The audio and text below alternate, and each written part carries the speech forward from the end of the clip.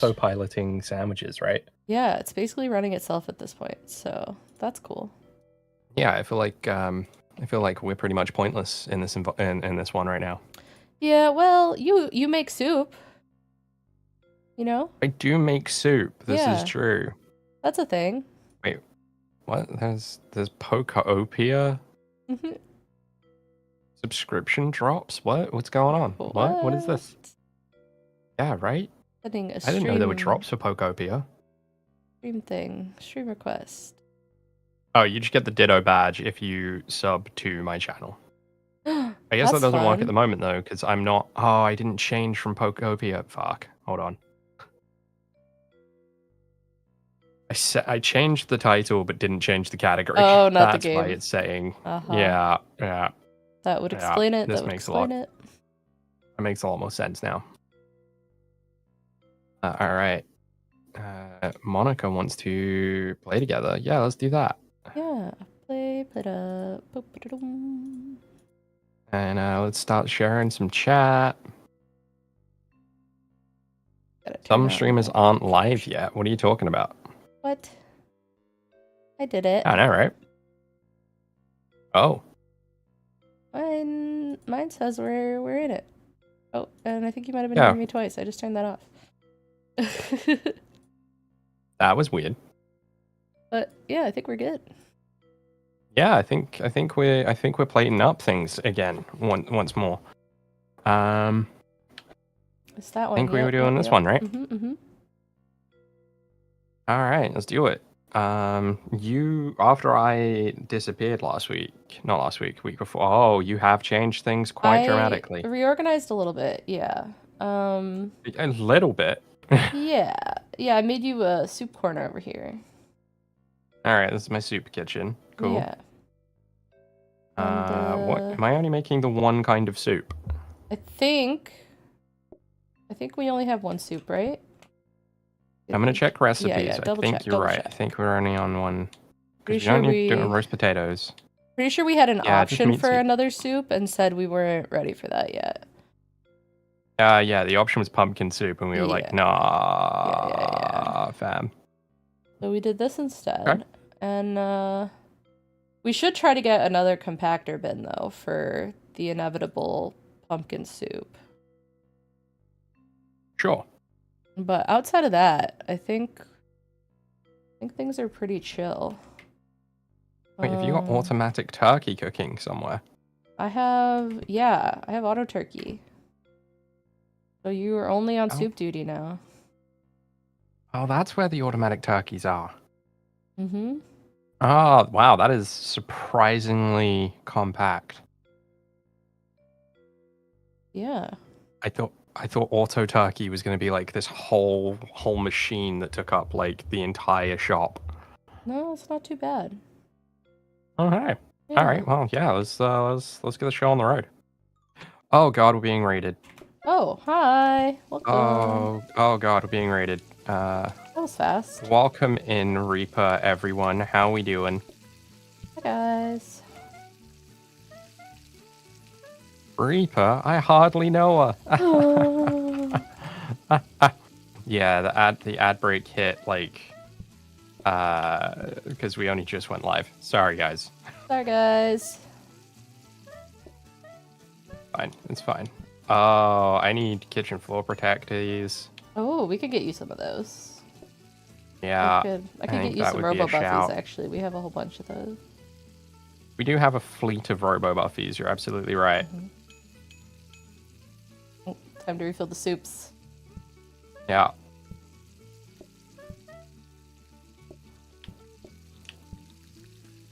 Yep. But yeah, welcome in, Raiders. I'm sorry that you're stuck in an ad break. Know that I love you, and it's nothing personal. Hopefully Reaper gets back and I can ask how Life is Strange Double Exposure went. Oh. Because I think Reaper was approaching the end of the game, but I could be very wrong. Yeah, I see. It's not a game I know personally, so. Okay, I'm good. finished it. Ah, amazing. How was it? Was it good? I know Reaper seemed to think that it was dragging on quite a bit. Oh no. Yeah, it seemed like it was gearing up for a finale event like 4 or 5 times and just never getting there. Interesting. We could see about getting you more pots. That way you could have 2 soups going. Oh, there's pots. Nice. Hi, Nova. Nice. Did you come to get onto cat cam? Or are you just being annoying? Cat cam?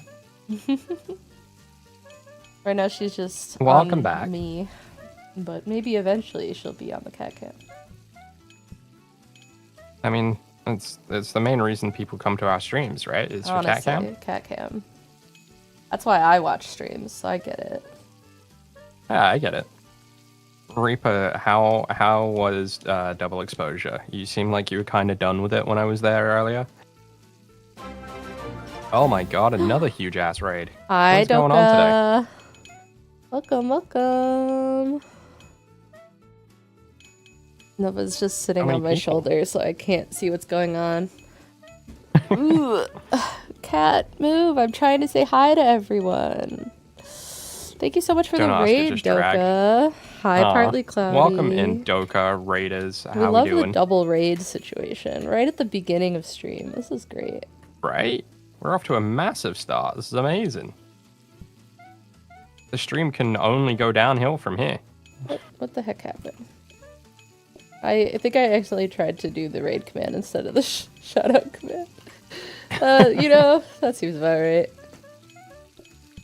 All right. Well, thanks for the stream, Monica. I'll see you later. Right. Bye.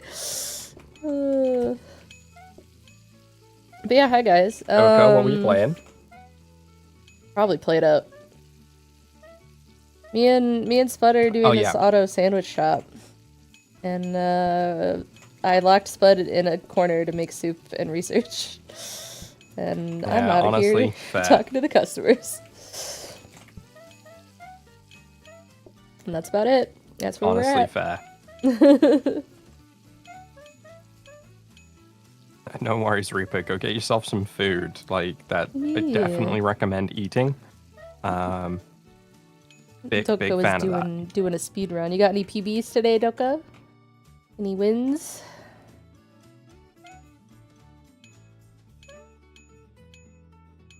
Nice tries. Heck yeah, we'll take that. Yeah, we take solid attempts.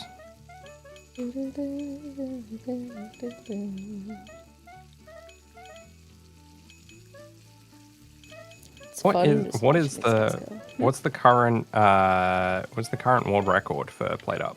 Oh gosh, I don't know. They did a board reset not too long ago, I think, too. So. Wait, that's a thing that they do? Yeah, because PlateUp's in a weird spot when it comes to speedrunning because the game's still in development, right? Like we still are adding stuff to it. Right. So, yeah. So there've been some board resets. But yeah.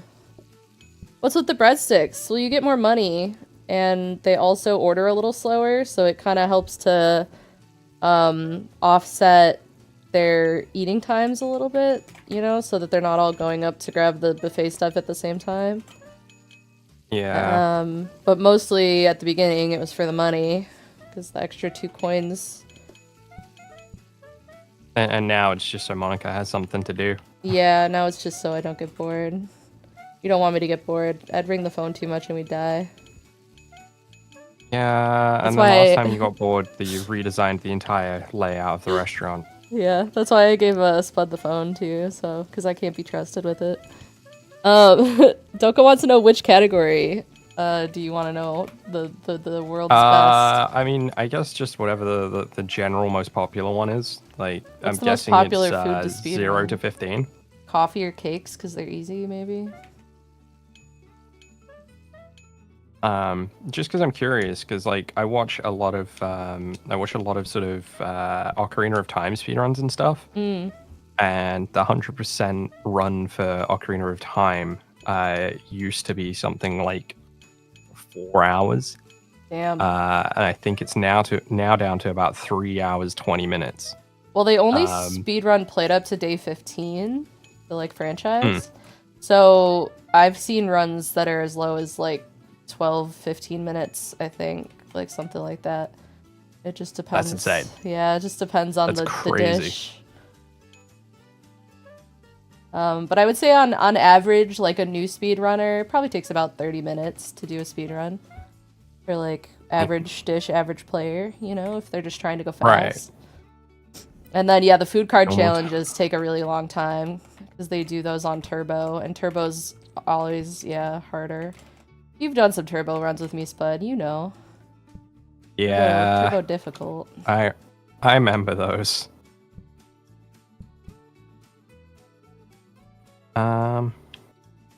Okay. Yeah, I remember the Turbo runs. That did not end well for most of the time. Put that there, I guess.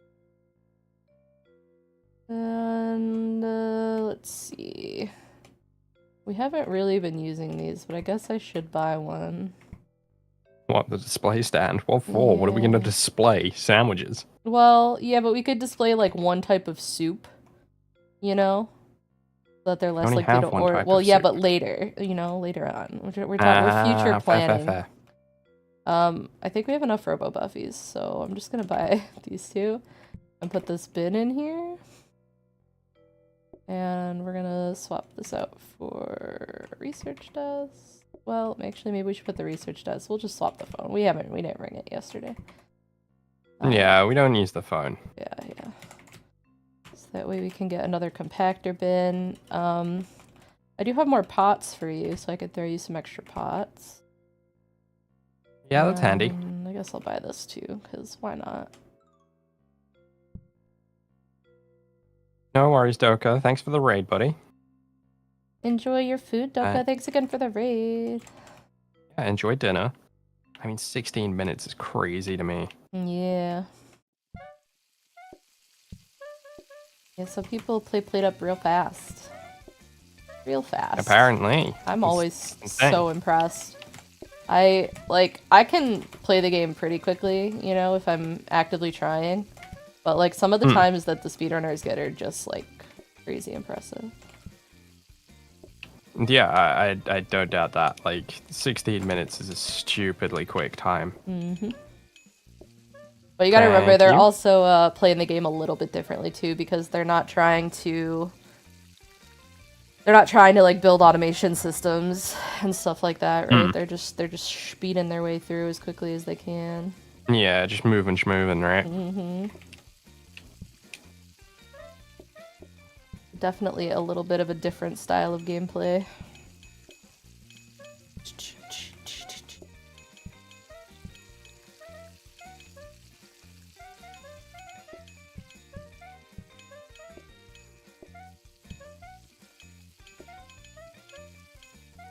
So far, our system that we have up there has been working pretty well. Say that as if you weren't expecting it to work. Well, I was expecting there to maybe be, you know, like a glitch in the system somewhere. The eggs are a little bit slow, but it's not too bad. Like, it hasn't been an issue. The soup's working out, you know, like, so far. I'm feeling good. Yeah, so far, everything's going great. Yeah, we've had definitely 2 tables going up for ingredients at the same time. Mm-hmm. I might throw in one more egg buffet. But also, like, they only cook so fast. We might need to have another egg cooking. Actually. Which we could do. We have the safety hob for it. Yeah. The turkey's working out really well.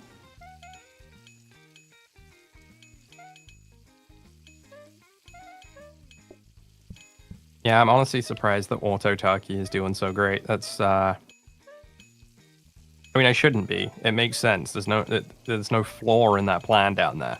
But I know I have my fear with Turkey is that it just never works right.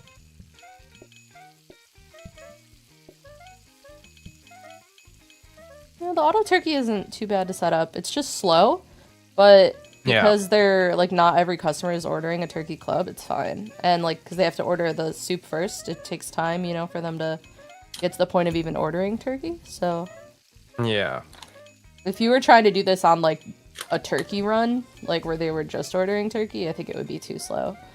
But it's working for our purposes. Forgetting about my job of breadsticks. It's like the only thing I do. Another coffee table would be fine.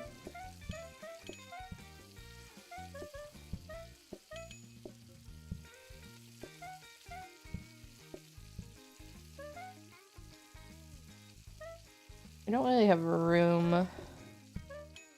So, Monica, obviously anywhere. the Oscars just happened. Oh yeah, I didn't watch any of it yet, I'm not gonna lie. I saw a few clips. I mean, I never watched the Oscars, but I was just curious to, you know, it's always fun to see who wins what. Yeah. My question for you is, have you seen any of the movies that were nominated? Probably.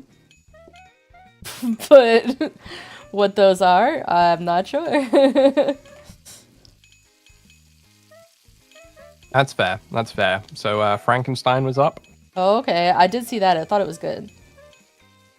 I haven't seen that one, but we did watch Sinners the other night. Oh, I haven't seen that. And Sinners being a record breaker for being nominated for 16 Oscars at once, which is insane. That's crazy. I believe it won 4, but it was up against Frankenstein, which won a good couple, I believe. I could be wrong.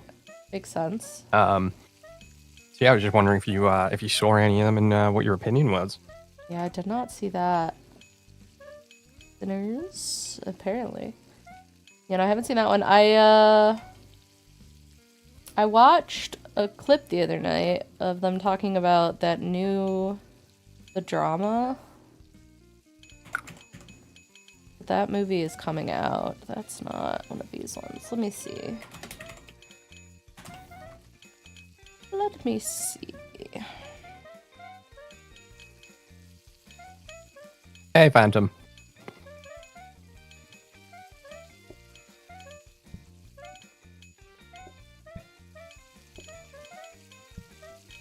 Look up a list.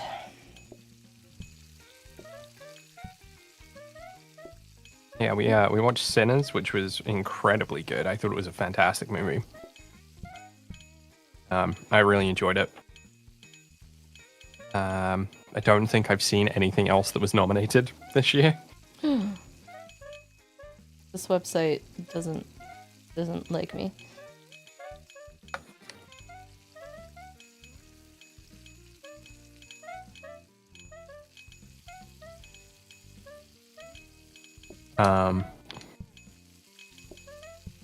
Cinematography, Frankenstein, Sinners, Marty Supreme, One Battle After Another, Train Dreams. I've only seen Frankenstein. I haven't even seen Avatar, Fire and Ash, and that's kind of been on my list. I do want to watch it. Yeah, I mean, I'm not surprised that wasn't nominated. Yeah.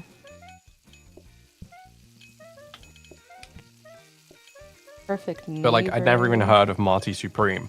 All the Empty Rooms. Armed with Only a Camera. And obviously that's been catching a ton of flack recently because of Shamalama Ding Dong in it. You know, his whole fuck the arts and all that nonsense. Like, alright, mate, calm down. A Friend of Dorothy. I should watch that one. Jane Austen's period drama. Interesting. Hey, Tack. Does eating chocolate mousse count as hydrating? No. I'm sorry. Why not? It's mostly water. It's mostly not liquid. it's kind of in between liquid and solid, you know? It's you know that one? Fine, I'll drink actual water. Jeez. Yeah. No, I don't think I've seen any Way of these too movies. solid. It's mostly water. Except for Frankenstein. Oh yeah, obviously go for broccoli, right? I should watch Where are we Begonia gonna too put... because I like Emma Stone. Yeah, apparently that's a really good film. I've not seen it, but yeah, broccoli can sit over there. I don't have space for broccoli in my kitchen, so it can go over there. Perfect. I'm gonna move it back here, but yeah. Except actually we gotta hold on. I'm gonna put it there for a second. So if we were gonna fix the egg problem,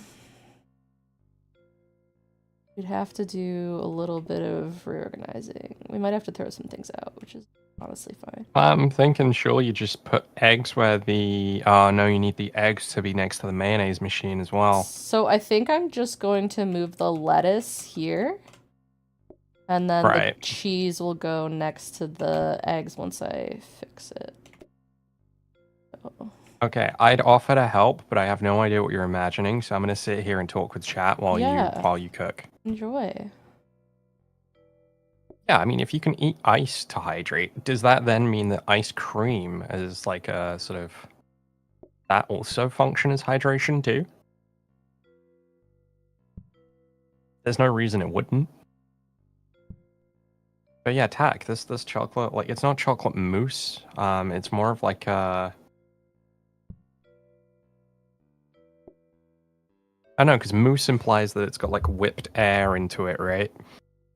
But this is more of a liquidy chocolate kind of vibe, but it's not. Like, it's not a syrup, and it's definitely not a mousse.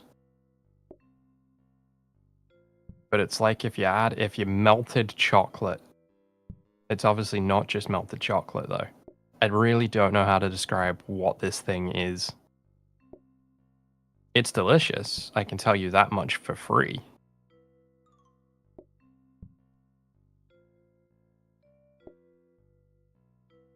Now that blueprint cap can go sit next to the lettuces. I'm helping. You're doing great things. No, but my point is it's not mousse. I don't know what this is. It's not mousse, though. It's mousse-like, but not mousse. Got the essence of mousse. Essence of mousse. You know what? I'll go ask my professional what they would class it as. I guess it's a pudding. I guess, kinda, but I feel like pudding also has like an airy, moussey kind of consistency to it. So.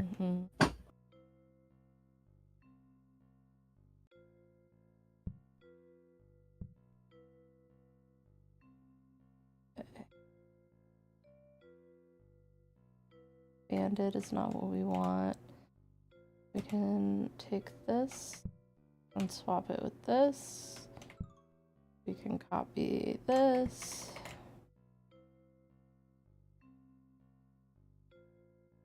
We could put the broccoli here because we don't need it.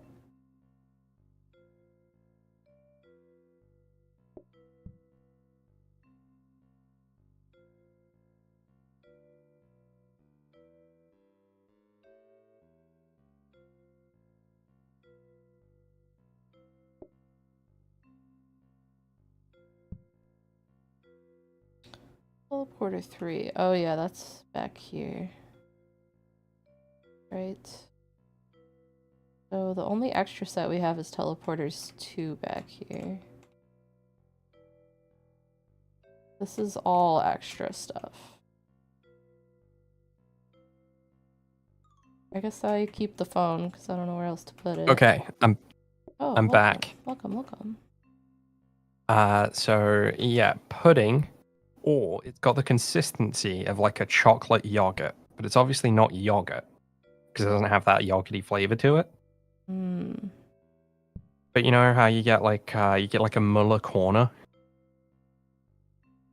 Please tell me they're a thing in the States. Not that I'm aware of. Oh God. It's like a thick chocolate milk, but obviously it isn't chocolate milk. You know?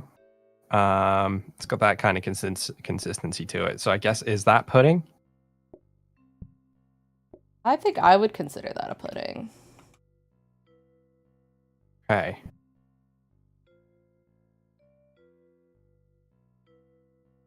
I'll give you. But yeah, like a Muller corner for the Americans in the room. Muller is a yogurt brand here in the UK. I don't know if they are over there. They also do like milk and a whole bunch of other dairy products and stuff. But the Muller corner is like you get like a larger segment. Half of the plastic container is yogurt. It's usually like a sort of. It's not your Greek yogurt. It's normally a lot thinner, and then usually it's like vanilla yogurt or just yogurt, and then you get off the other side on the other half, but in a much smaller segment, is a container of some kind of mix-in. So it could be like fruit puree, or my favorite one is the banana yogurt with chocolate flakes. So it's like a chocolate coated. I guess it's meant to be like a chocolate coated cornflake. And yeah, you put those in, and it's incredible. I'll go find a picture of it. Obviously, it's not really going to help in terms of understanding the consistency of a Muller corner. But I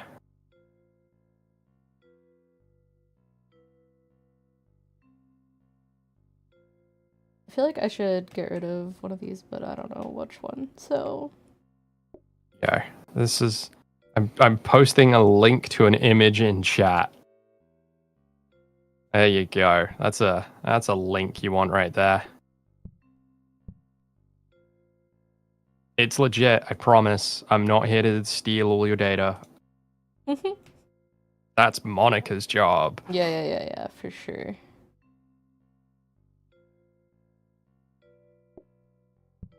Chobani flips? What the hell is a Chobani flip? Is that just what a Muller corner is? They're probably similar.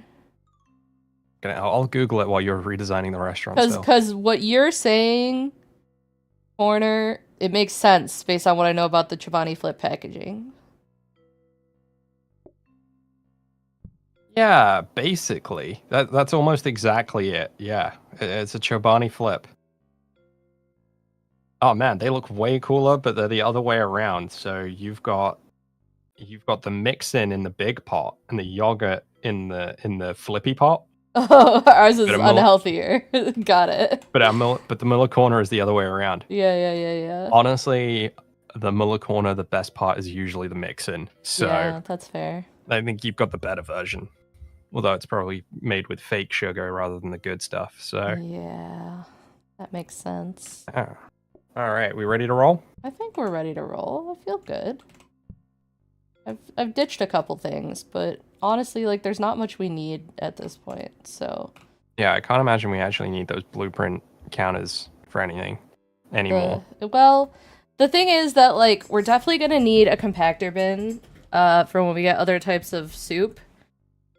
Yeah. And maybe, like, another mixer or something like that, but there's definitely a few that we could toss, for sure. So. Okay. I don't know. We'll see. We'll see how it goes. Yeah, I realized I was meant to be doing research, and I didn't do that. Oh. Well, whenever you got some free time. But soup top priority, so. I have extra pots for you, too. Oh, yeah, thanks. Yeah, no problem. I got myself some more supplies. So that's great. No one's ever going to be without breadsticks. Love that. Love that for the breadstick community.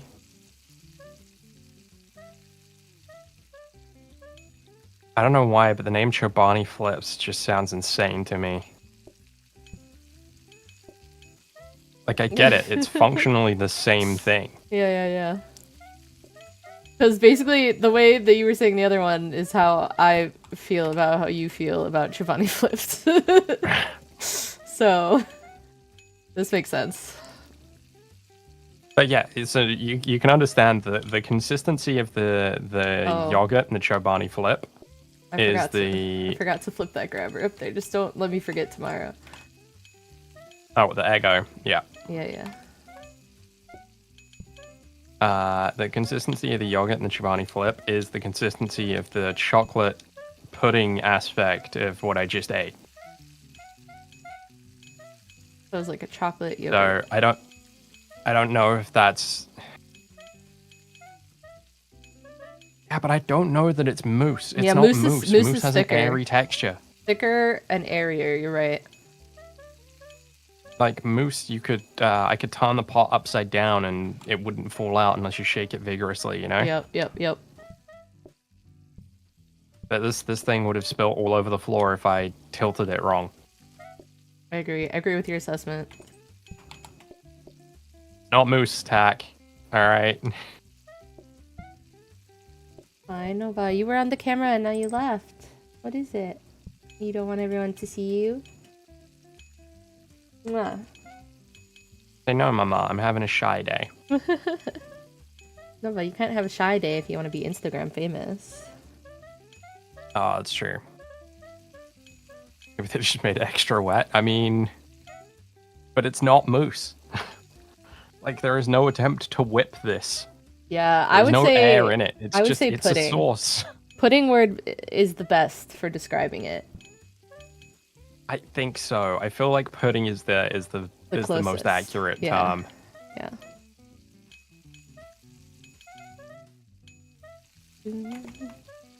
I mean, anyway, I might have just added too much hydrogen to the air.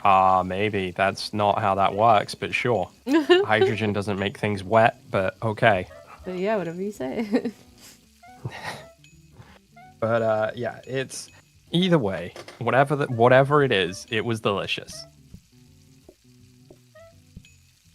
And it's from Cadbury's, which isn't Nestle, so that's a bonus. Yeah, big win. And it came with a couple of little mini eggs that you put in it, and I don't understand the point in that though, because the mini eggs don't take on, like, they don't soften in the milk chocolate pudding mix thing. They just kind of sit there. The other night, me and my friend went out to go get some St. Patrick's Day deliciousness, and we got a Lucky Charm martini that had some Lucky Charms on top that were definitely the same kind of feel. They were just on top of some whipped cream. They were not in the drink, so they were just kind of there, you know.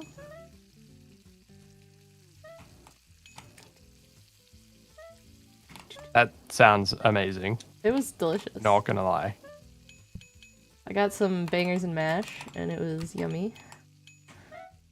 Oh yeah. And my friend tried her first Reuben, and I figured she would like sauerkraut because she's Korean and they have kind of stuff with similar kind of potent, you know, flavors. Yeah, kimchi is basically just Korean sauerkraut, yeah, right? That's basically what she said after she tried it. She was like, this is like kimchi, but not spicy. And I was like, yeah, that's why I figured you'd like it. She did. Oh, thank Christ, because otherwise what I said is incredibly racist. No, that's literally what she said. It was great. Dun, dun, dun. But yeah, it was a good evening. Oh, it sounds it. Did you know it was illegal to laugh too loud in Hawaii? That doesn't surprise me. I'm sure there's some really weird laws in certain states because of how our laws work. Because every state can have their own rules.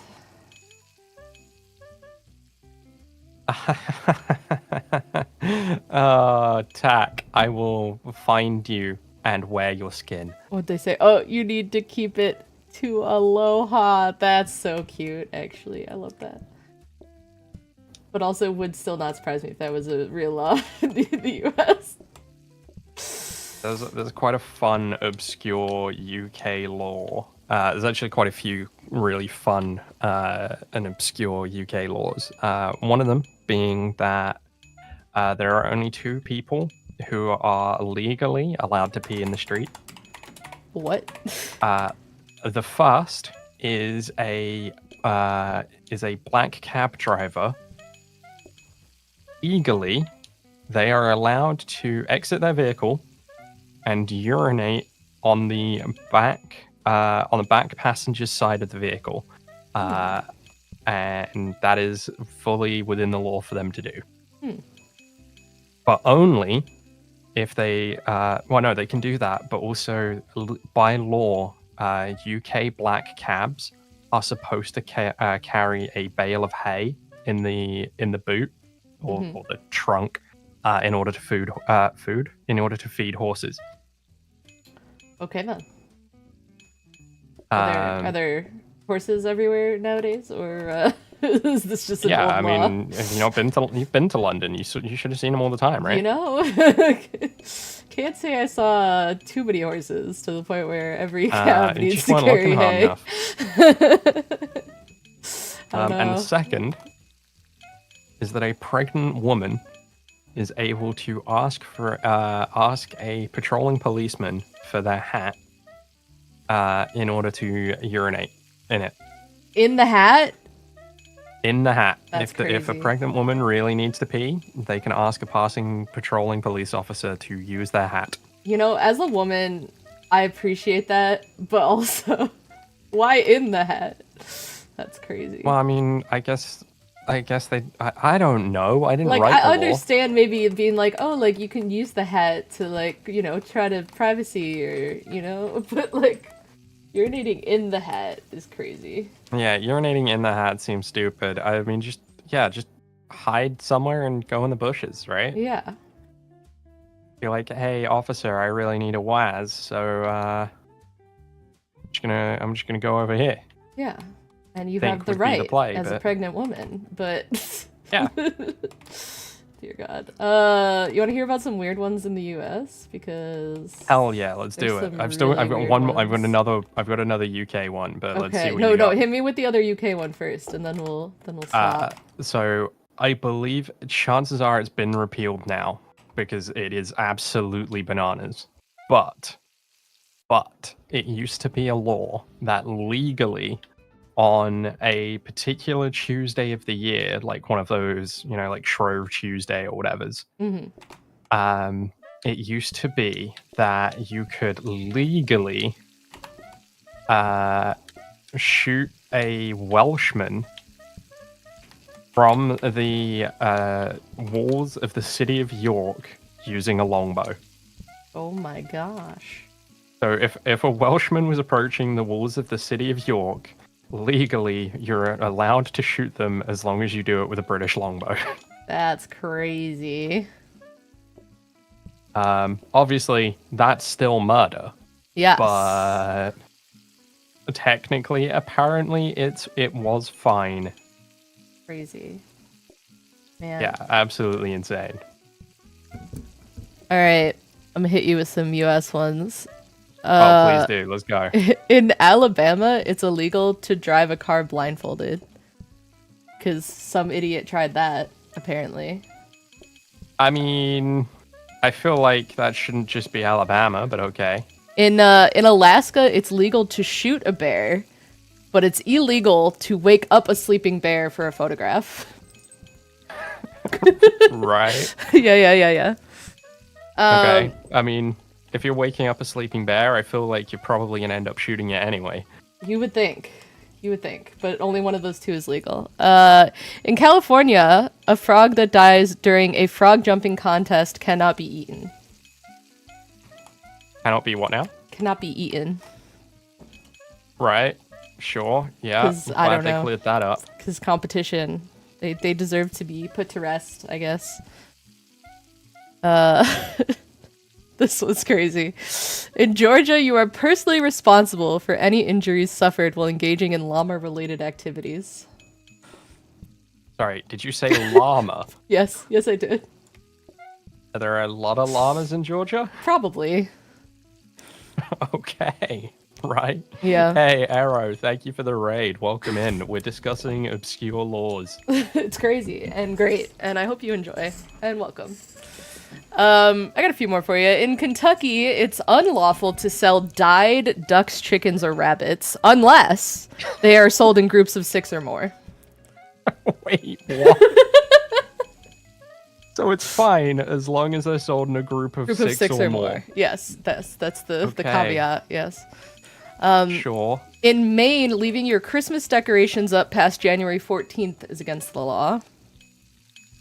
I mean, at that point, I feel like I feel like you've kind of got it coming, really. That's just kind of like, common sense, but the fact that it's illegal. Yeah, this the fact one that you can be prosecuted, prosecuted. for that is amazing. This one probably makes sense to anyone from Massachusetts, but in Massachusetts, it's illegal to put tomatoes in your clam chowder. Yep. I mean, I don't know what actually goes into a clam chowder, but I feel like tomatoes wouldn't go in a clam chowder, right? Yeah. Isn't that like a white sauce? Apparently people were doing it, and it needed to be punished. Apparently, yeah. What's not noted here is that that's a death sentence. Yep. Must be. And then last but not least, in Utah, in the city of Provo, snowball fights will get you a $50 fine. So What? No snowball fights in Provo. Provo, Utah. Provo get a lot of snow? Or a lot of snowball fights, but definitely a lot of snow. Utah gets a lot of snow. Yeah, I know Utah does, but I don't know where Provo sits within the area. That's so it's illegal only in the city of Provo. Yeah. This one also says another Alabama one. I'm sure Alabama has some great ones. It says it was at some point illegal to wear a false mustache to church if it made people laugh. It could only be an appropriate false mustache that no one would laugh at. Yeah, of course. It has to be a false mustache that only looks logical and normal, surely. Yep. And of course, oh my god, that's amazing. I guess there's another law in North Dakota that it's illegal to fall asleep with your shoes on. So. Yep. There you go. That's some good ones. So that's what happens when you give each state the ability to make all of their own laws. Yeah, you find a guy asleep on a train with his shoes on, and dude's going straight to jail. Yeah, call up the popo because he's in trouble. Hi, Nova. Nova's meowing about incredible. The weird laws. She doesn't approve. I don't blame her. I imagine Nova is a fiend for attacking exposed toes, so people wearing shoes is a crime. Yep. Yeah, she likes when shoes are off of people's feet so she can smell them, so, Yeah. I don't know what it is with cats and being foot fetishists, but... Yeah, it's a common theme for sure. But yeah, welcome in, Aero Raiders. I hope you had a wonderful stream. How was your PlateUp stream? And I hope you enjoyed our quick tour of obscure laws.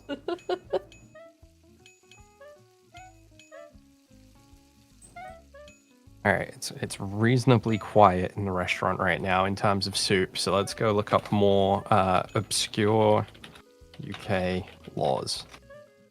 See what I can find for you. Alright, top 20 obscure UK laws that you might not be aware of. Oh, goodness. Alright, hit us.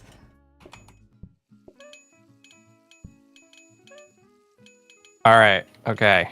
I'll tab back in so I can at least top up the soup. Okay, number 1. In the Metropolitan Police District Act 1839, Section 54. So that's how you know this one's actually legit. It is illegal to carry a plank of wood along the pavement unless it's being loaded to or unloaded from a vehicle. Wow, so you can't just be carrying a plank of wood around. Just can't walk down the street with a 2x4 over your shoulder unless you're loading it to a vehicle, apparently. Oh. Apparently, it is illegal to fly a kite in a public space, according to the same police act. Wow, what does that come from, Mary Poppins? No, that was umbrellas. Wasn't there kites in Mary Poppins? Am I crazy? Oh no, it was kites. You're right. There's a whole song about it.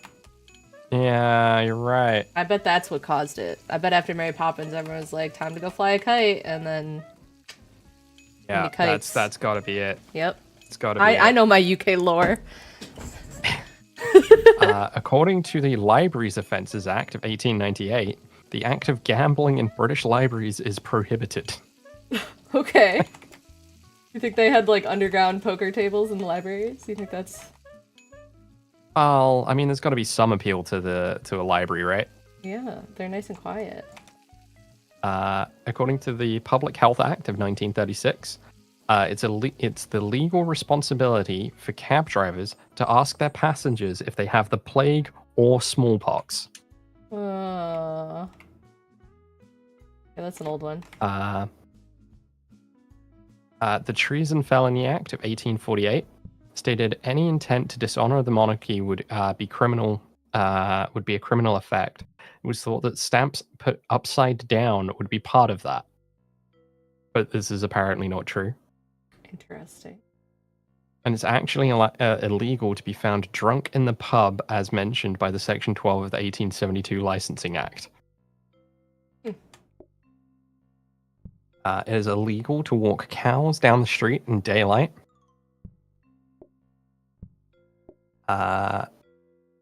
In the 1313 Act of the statute forbidding bearing of armor means that members of Parliament are not allowed to wear a suit of armor inside Parliament.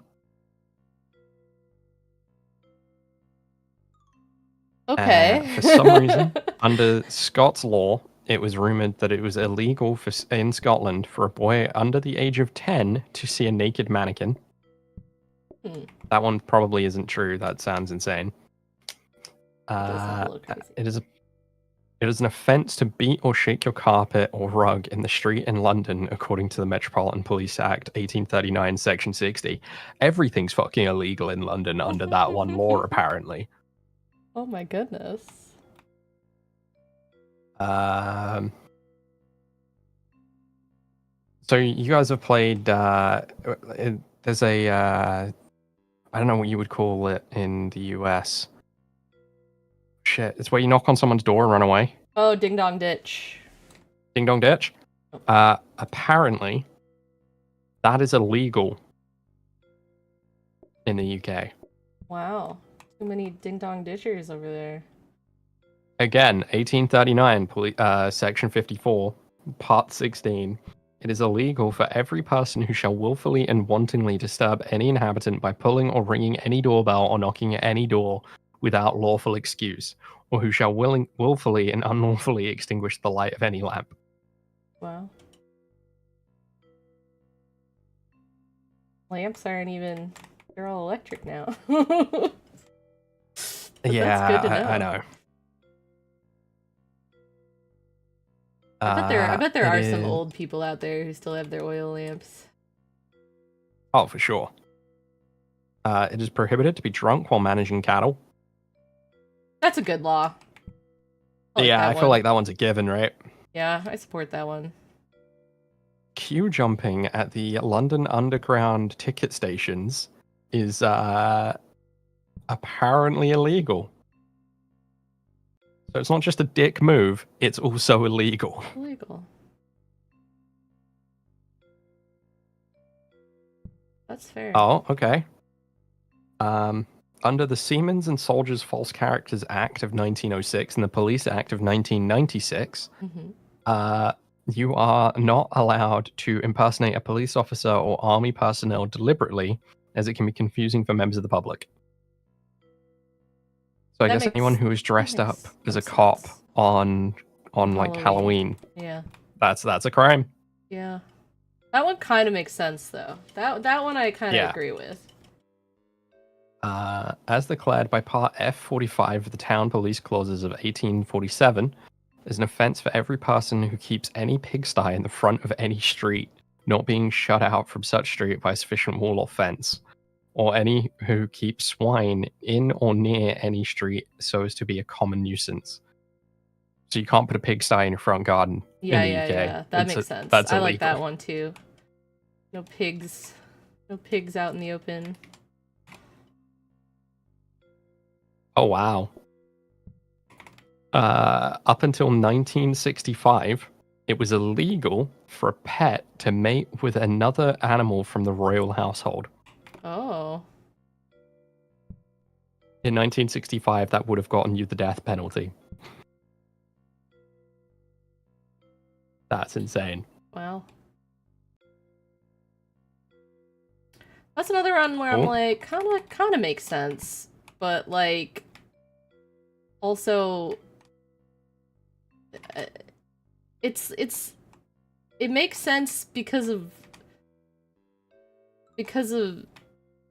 silly reasons, just because it fits in with everything else.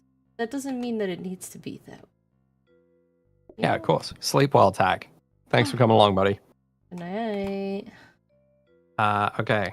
Our favorite Metropolitan Police Act of 1839, Section 54. It is illegal to slide down an icy street on a sledge or shoes.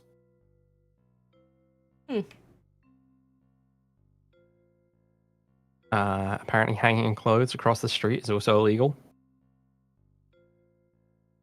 Killing a swan and watching TV without a license are both apparently illegal. I knew both of those. Though I still maintain that the TV licensing thing is just government overreach. Yeah, that's a little much. Yeah, it's getting pretty stupid. That's down to one. Oh my god, those safety hobs are still only 2? As are those conveyor mixers? Conveyor mixer Good lord. Could be discounted further. Yep, apparently just sliding down icy streets is illegal. Dang. There goes all your fun. Why'd they gotta take away all the fun? Because it's the British government and they hate fun. Look, Spud, you're free. What? I'm allowed outside? Well, you know, within reason. Oh, okay. I was going to say, I've absolutely become institutionalized, and I'm not sure I can go out there anymore. That's fair. That's fair. If you decide it's better to stay back there, I won't blame you. Phantom, our first visit of the night. Hell yeah. Welcome. We forgot to tell everyone earlier to visit. Guys, if you're here and you're lurking, just tab in for a second and exclamation point visit. Thank you. Thank you, thank you. Oh man, have you heard about the changes to the whole lurking thing? No, what are they doing? Well, you know, Twitch can't leave well enough alone. Ugh. And don't understand how their platform works. Yeah. So now, previously it used to be that lurking viewers would still count towards your viewer count, even if they weren't actively in the tab. Now, if you, now if a user like clicks away from the tab and there's another active window, it doesn't count towards the viewer count anymore. I hate that so much.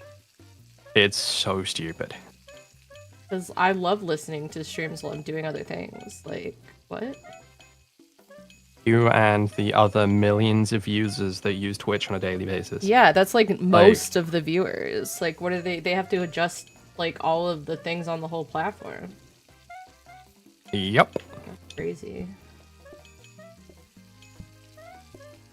I also saw a really good video talking about view botting.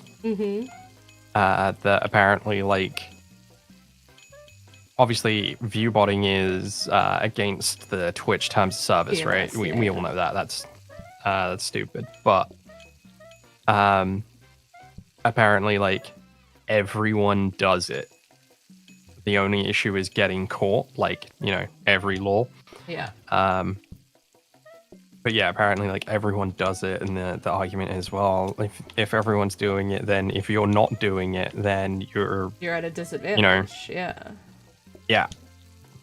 And while that is true, I also think that's such a shitty practice. Like, yeah.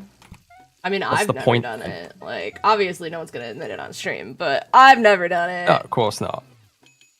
No, and I actively mock the bots that come in and say, "Hey, yeah, we got the best paid viewers." It's like, right? what? It's like, what? Get out of here, bot.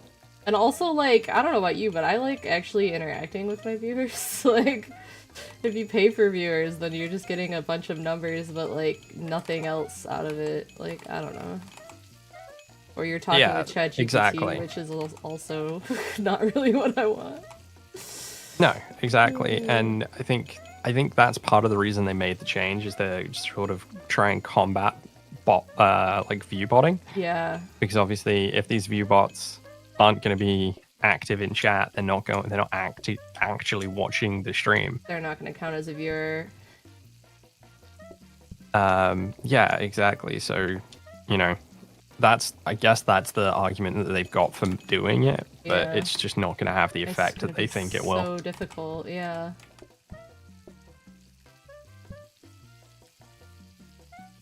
Dang. Interesting. It's difficult though, because like I don't know what the correct answer is there, right? Like how do you reduce the bot problem while not causing other problems, you know?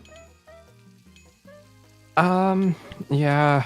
I mean, that's the thing, right? Is it's not even a case of, say, there's a hot button topic in the UK. So I don't know how much you've been paying attention to British politics. If you haven't, then that's totally fine. I get it. There's a whole bunch of banana shit going on.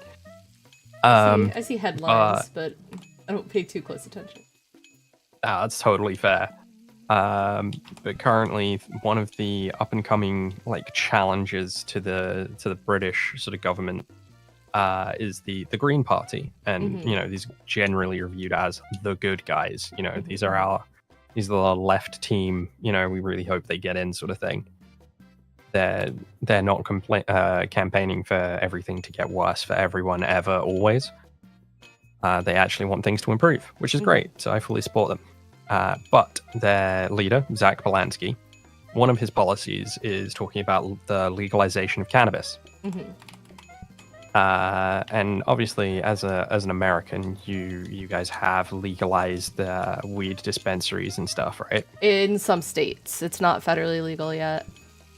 Yeah, but you know, in some states, it's totally fine you can go down to the corner shop and get yourself some. Yep. Yeah, in my state, some marijuana and have a great time, because it's recognized that it's really not that bad in the grand scheme of things, and legalizing it actually a good thing to do, because it reduces the strain on. The government's making money off of it now. Like, it's no longer underground, they can tax it, so like it's, in my opinion, if people are doing it anyways, which they are, why not make a little bit of tax money off of it to help everybody, right? Like, exactly. So, I mean, that's where it feeds into this whole view botting thing. If everyone's doing it, how do you make it a thing that doing it, you know, how do you not legislate, but how do you make a rule regarding view botting to either make it to disincentivize people to do it, or to do it in a way that everyone can benefit from? Yeah. You know? Like, obviously, it's not a direct parallel at all, because as we've said, the legalization of decriminalization of cannabis is a totally different argument, one that actually makes sense and has benefits to it. Yeah, I hear what you're saying though. It's almost like the best situation would be to make it so views don't matter, but you can't really do that, so. Well, I mean, you could, but I think it would just completely crash the platform, right? But then the thing is that when it comes to Twitch, I mean, could though. You could base it more off of like active subscribers, because, you know, if people are paying for more active subscribers, then like that's kind of crappy. But it's like it's less likely to be abused, you know, because they're only gonna pay so much, right? Yeah. Absolutely, and that's a system that would never pay off in the long run anyway, right? Yeah, that's what I was thinking. It's like maybe when you're first starting your channel or whatever, you're like, oh, let me, you know, pay for my own first 20 subscribers so that I get some viewers from that, you know? But like after that point, like once you get to a certain threshold, there would be really no reason to do it, in my opinion. Yeah, Absolutely. And I mean, my argument for these like subathons and stuff is that subathons fundamentally don't work. They're great for, okay, cool. Let's do a subathon, and for argument's sake, say I get like 1,000 subs in 3 days. Ooh. Closing time? I'm not mad about closing time. I mean, it effectively does nothing to us, right? Yep. Yeah. So say for example, for argument's sake, I get 1,000 subs doing this subathon. Okay, great, cool. That's through gifted subs. That's through people turning up and subbing. Amazing. My concurrent viewers never go over 20.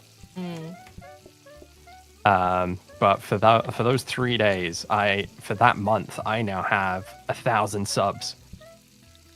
Cool, amazing, but for 1 month. But for 1 month, yeah, but those guys aren't coming back. Yeah, you kind of have a point. I'm not saying that subathons they don't serve a function. Like, I'm sure they do, but it's like whenever this sort of thing comes up, I'm always like, look, don't subbing to me. Sure, I appreciate the support and that's awesome, but also a subathon just doesn't make sense because everything on Twitch is based on concurrent viewers, or like sponsorship deals and stuff are based on concurrent viewers, on average viewership, right? Yeah.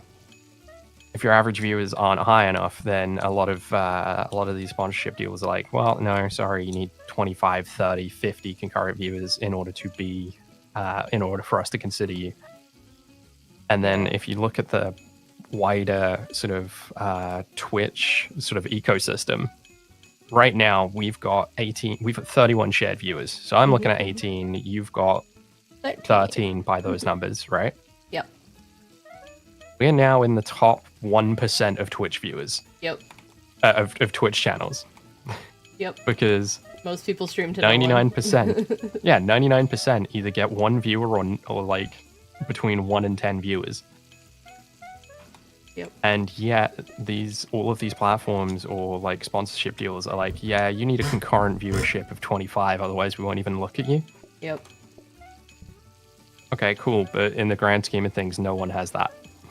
Yeah, I mean, people definitely do, but like the problem is, and here's my issue with it, is that doing Twitch or streaming, even on like other platforms, just like for fun, like part-time in your free time, if you have like a full-time job, it's never going to be like lucrative, or it's never going to be like what you're talking about, like where you get a bunch of sponsorship deals and stuff. Like, you have to commit to doing it full-time in order to get the numbers that they're asking for.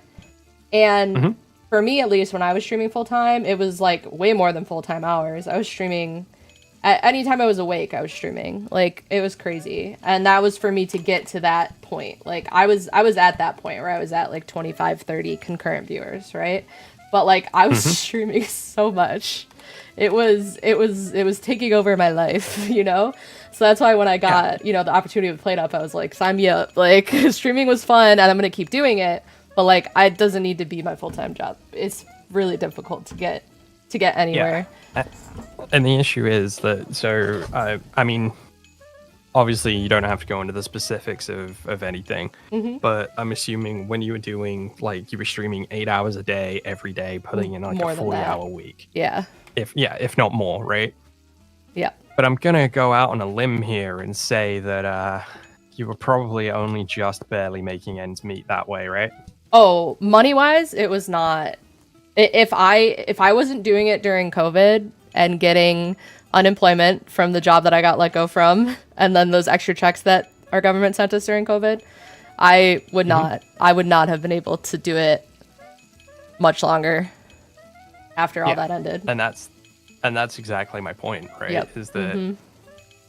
Is that getting to that level requires more commitment than it's most people sustainable can... and feasible to give. Yep.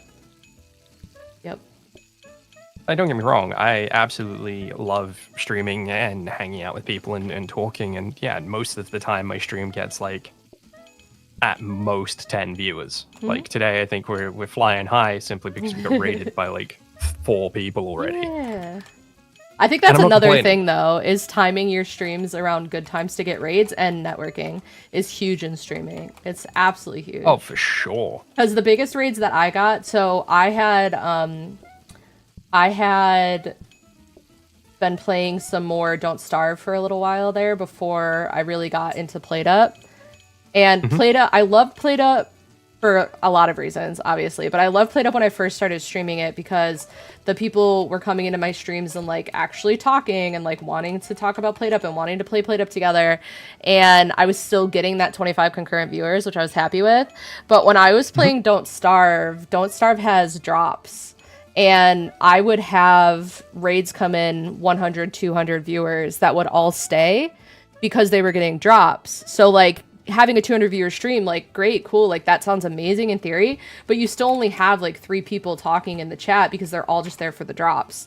Like, they're not actually there to engage with you as a streamer, and they won't come to any of your other streams. They're only going to be at your Don't Starve streams. And I just didn't want that to be my content creation. Like, I just wasn't interested in that. Like, it was a good to kickstart my viewership, don't get me wrong. And I'm sure I picked up a few people that have stuck around from that crowd, but it's just like, it looks better on paper than it feels in the moment, I guess. Oh, absolutely. Like, so on an average, I would say, on a good day, I'll hit 10 viewers playing whatever I'm doing, right? Yep. Yeah, 10 to 15 is like solid. Like, you're having a good time. Yeah. And I'm fine with that. Yeah. Because Same. I know that those 10 to 15, okay, maybe 5 of them are probably sat there just lurking or whatever. And that's, again, I got nothing against lurkers. I love do it all the time, literally every day. Although not this week because I'm off work this week, so my computer is sat here pretty much quiet. But yeah, I got no issue with that. It's knowing that those like core sort of 10 people or whatever are going to be sat here chatting, and they're people I've known for years. You know? Yep. Like just the other week, a couple of months, last month, I went and met one of my long-term viewers friends in Bristol. That's awesome. Went down to Bristol, hung out with them, met them in person for the first time, and we've known each other literally for years. You Online, know? Yeah. No, I've made some really good friends through streaming too. I mean, Chill, who's hanging out in the chat right now, me and him met on someone else's stream and just happened to live near each other. And we're like really good friends. Not like cool. He plays in my D&D group. Oh, that's fun. Yeah. So it's just kind of like, it's funny how, you know, you develop these relationships over time that like start out as like, oh, like we're viewers or we're in the same, you know, Twitch chat or like whatever. We're in the same Discords, and then all of a sudden it's like, oh wait, but we can actually hang out. Like, you're cool. We've been talking for years. Oh wait, we're not just online friends. Yeah, we're actual friends. Yeah. I love when that happens.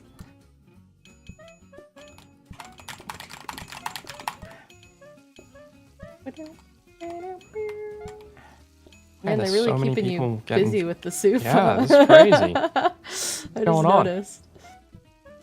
What's going on? I'm glad we got you the extra pots. Yeah, that otherwise we'd be drowning. I wonder what our next food card's gonna be. It's gotta be another soup, surely. We've gone so long without one. I mean, if it's a side, obviously we're gonna pick the side because sides are pointless. But let's see. So we have mashed potatoes and roast potatoes and broccoli, right? Yep. So we could still get onion rings, unless we already have onion rings and I wasn't paying attention. No, I don't think so. Yeah. Onion rings. Do we have chips? I don't think we have chips. I think there's still a couple sides out there. Okay. Like, so before I started streaming on my own channel, I was part of a sort of a conglomerate, if you will. Like, it was a huge group of us all streaming to one channel. The idea of, and this was before Twitch was really a thing, so we were still using live stream. Love it. You know, back in the old days when the internet was very much the Wild West. we were still using live stream, and it was great. Obviously it had its issues, to say the least, but it was great. But yeah, I was a member of that community, and streaming there was fun. It was a ton of fun, and met some really cool people like Lord Cthulhu, who's in chat or was in chat before he went to sleep. I met him there. I met like most of the people, like half the people in my Discord server. I met them through that. Nice. Like,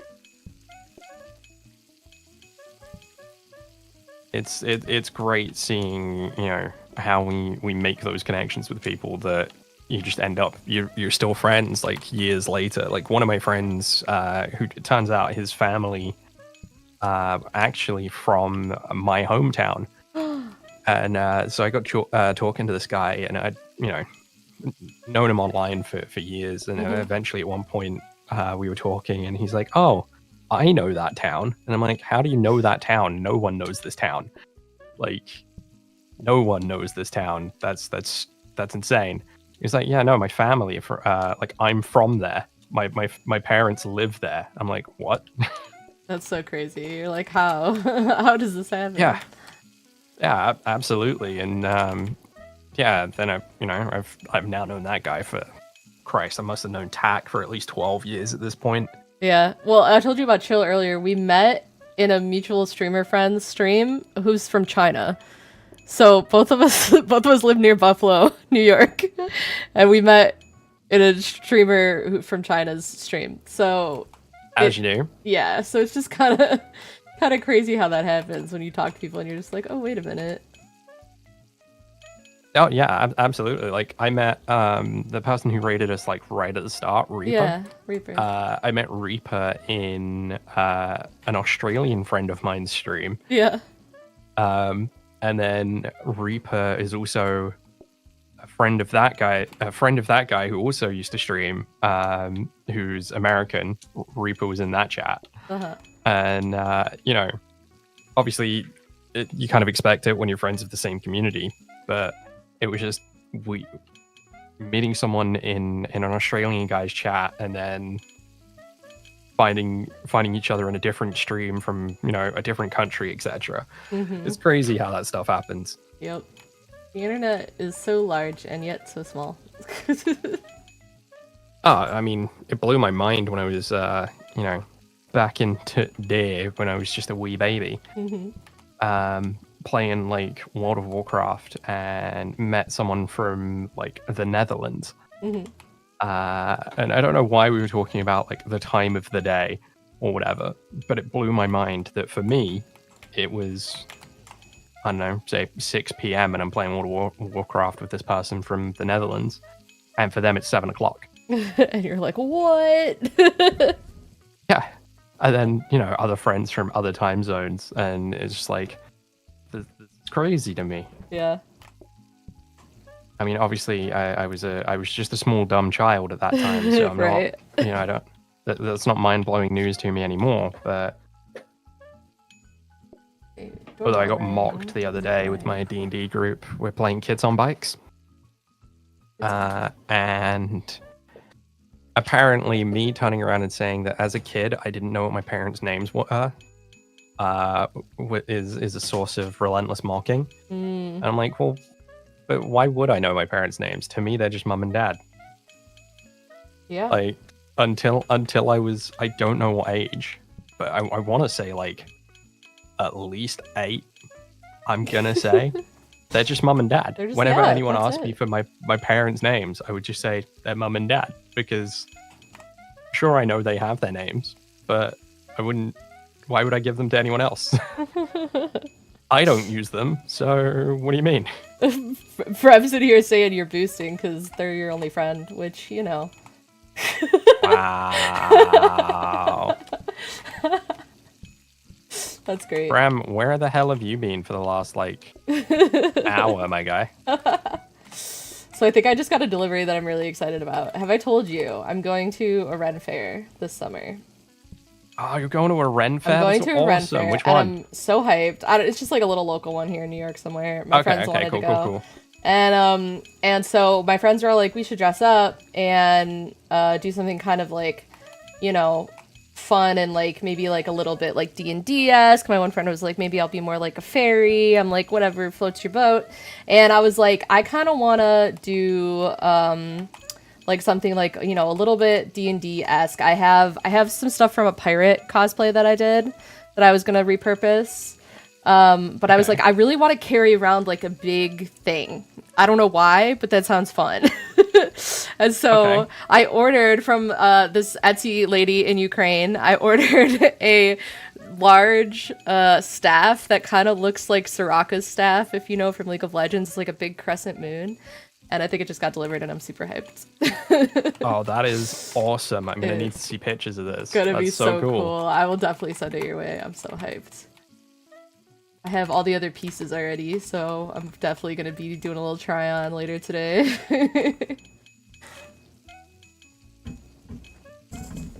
Do you like doing any stuff like that? Cosplay, conventions, anything like that? I mean, I would like to. I think that would be cool, but over here it's not as huge a thing, unfortunately. Oh, that's fair. I did go as Spider-Man to MCM Comic-Con Nice. That was good fun. A totally different experience than going as just a regular pleb. Yeah. Yeah. You know, because you're walking around in costume and people will come along and be like, "Oh, hey, can I take your photo?" That kind of thing. Pictures. So that's fun. So you like anime, right? Some. Okay, so do you know Puella Magi Madoka Magica? Absolutely not. That is a series of words that means nothing to me. It's okay. So Madoka is like a magical girl anime, kind of like Sailor Moon, except it's really dark. And the idea is that there's this cute little cat called Kyubey, and Kyubey offers these magical girl contracts, and there's always a catch, right? Type of thing. Of course, you never sign a deal given to you by a black cat. That's just gonna end in disaster. Yeah. So he's basically like the demon or whatever that you're making the contract with.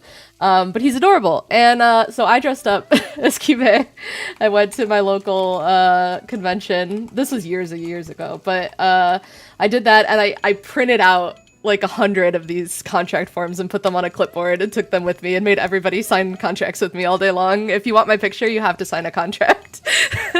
That's amazing. It was great. I love that. It was so much fun. I mean, the cool part about that is as well that everyone that you end up taking a photo with also now gets a really cool sort of not collectible, but like a really cool trinket. Yeah, a really cool trinket to take away with them. That's really fun. I love that. So I really enjoyed it. It was one of the most fun times I had dressing up at a con. Oh, that's really cool. Yeah. I also dressed up as Ursula. I definitely need to see pictures of the staff. Oh, yeah. Sorry, who? For sure. I dressed up as Ursula once, just for funsies. Oh, that's fun. Yeah. As in the Little Mermaid, yeah? Mm-hmm. That was really fun. I just kept going around with all the Ursula lines. I don't even remember them now, but I practiced them like 2 days ahead of time. I was like sitting here like grilling myself on my Ursula lines so I could talk to people. Naturally. It was great. It was great. Oh, Brem, you're a funny guy. You're a funny guy, What's Brem saying? The Premier League football organization is the a giant cosplay convention, and I mean, I guess you're kind of not wrong. Everyone cosplaying as their favorite football teams. Damn. That's funny.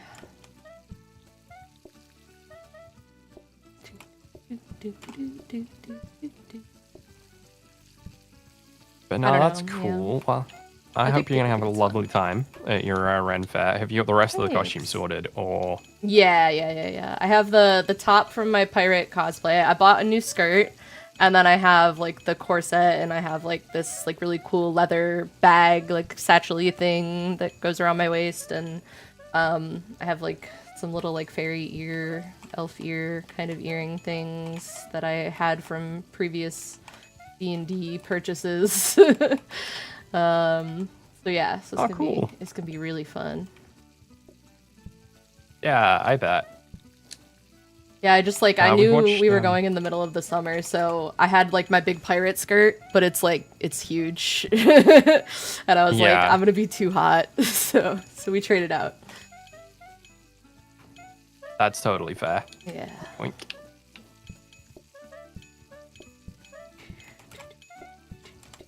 That's totally fair. No, I mean we've watched a lot of like videos of people going to various like conventions and Ren fairs and stuff.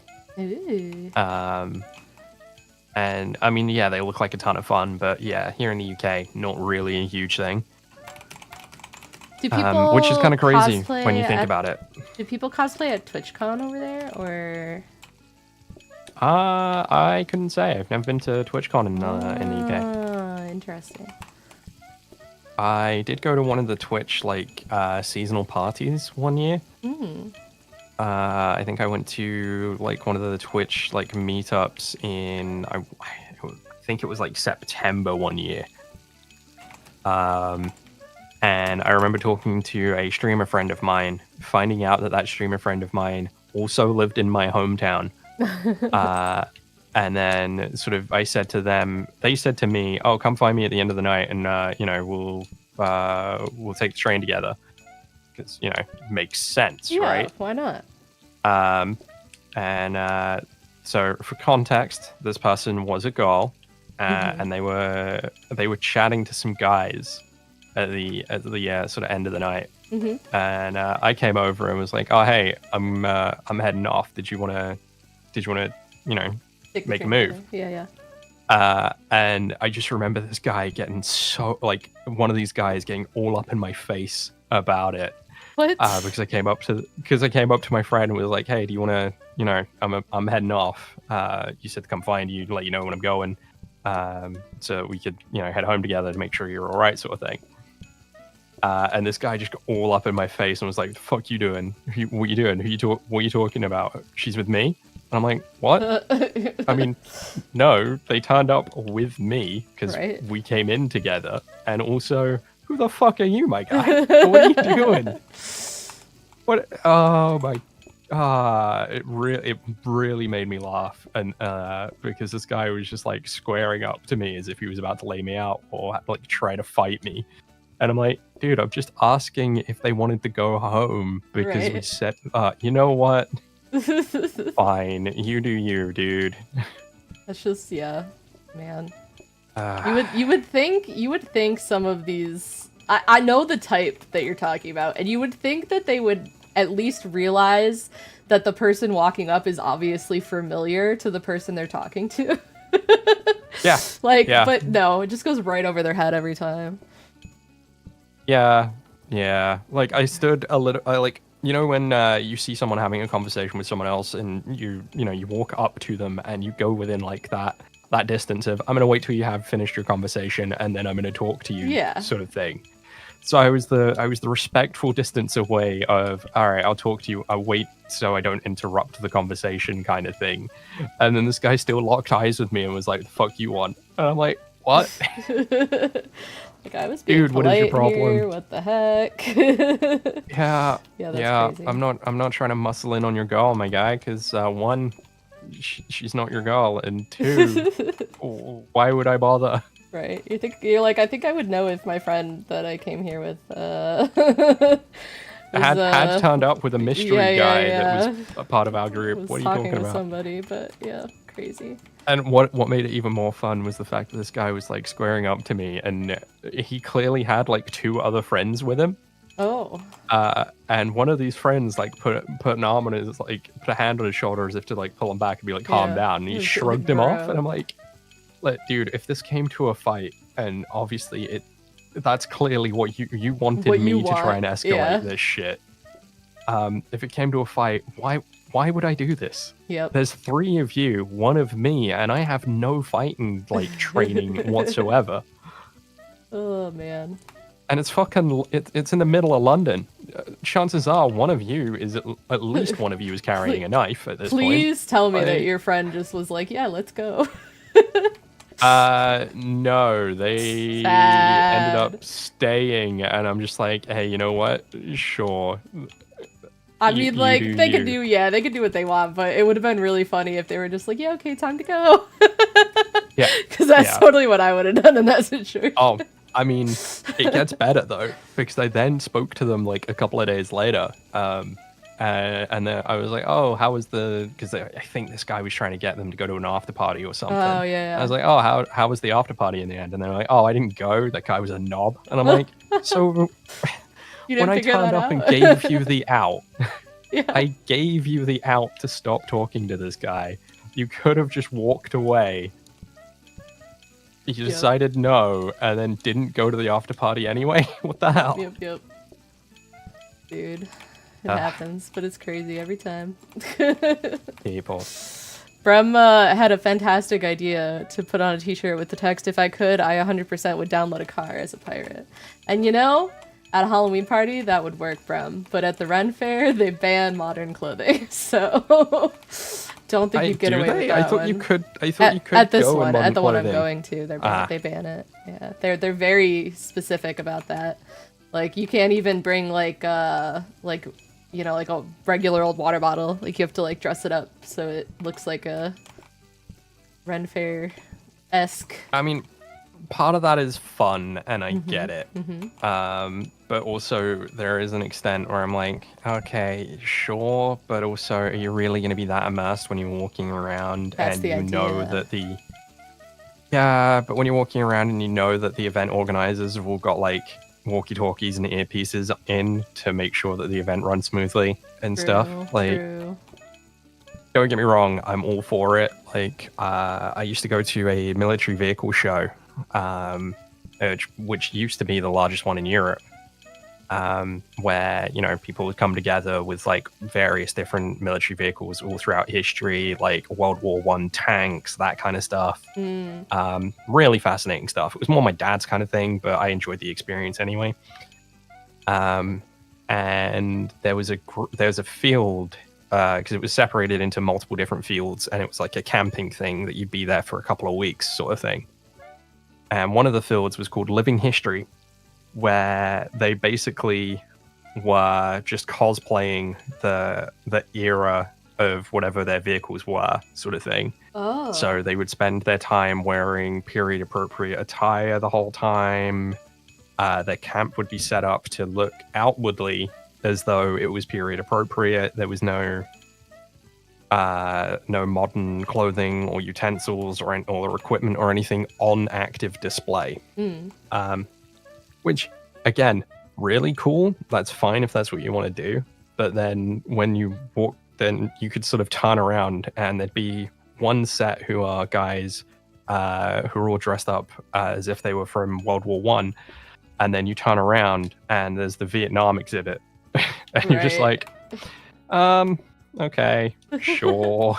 Well, this place that I'm going, they, like I said, they take it pretty seriously. So it's like out in the middle of the woods. And there's not even cell phone service out there. So you can have your phone on you.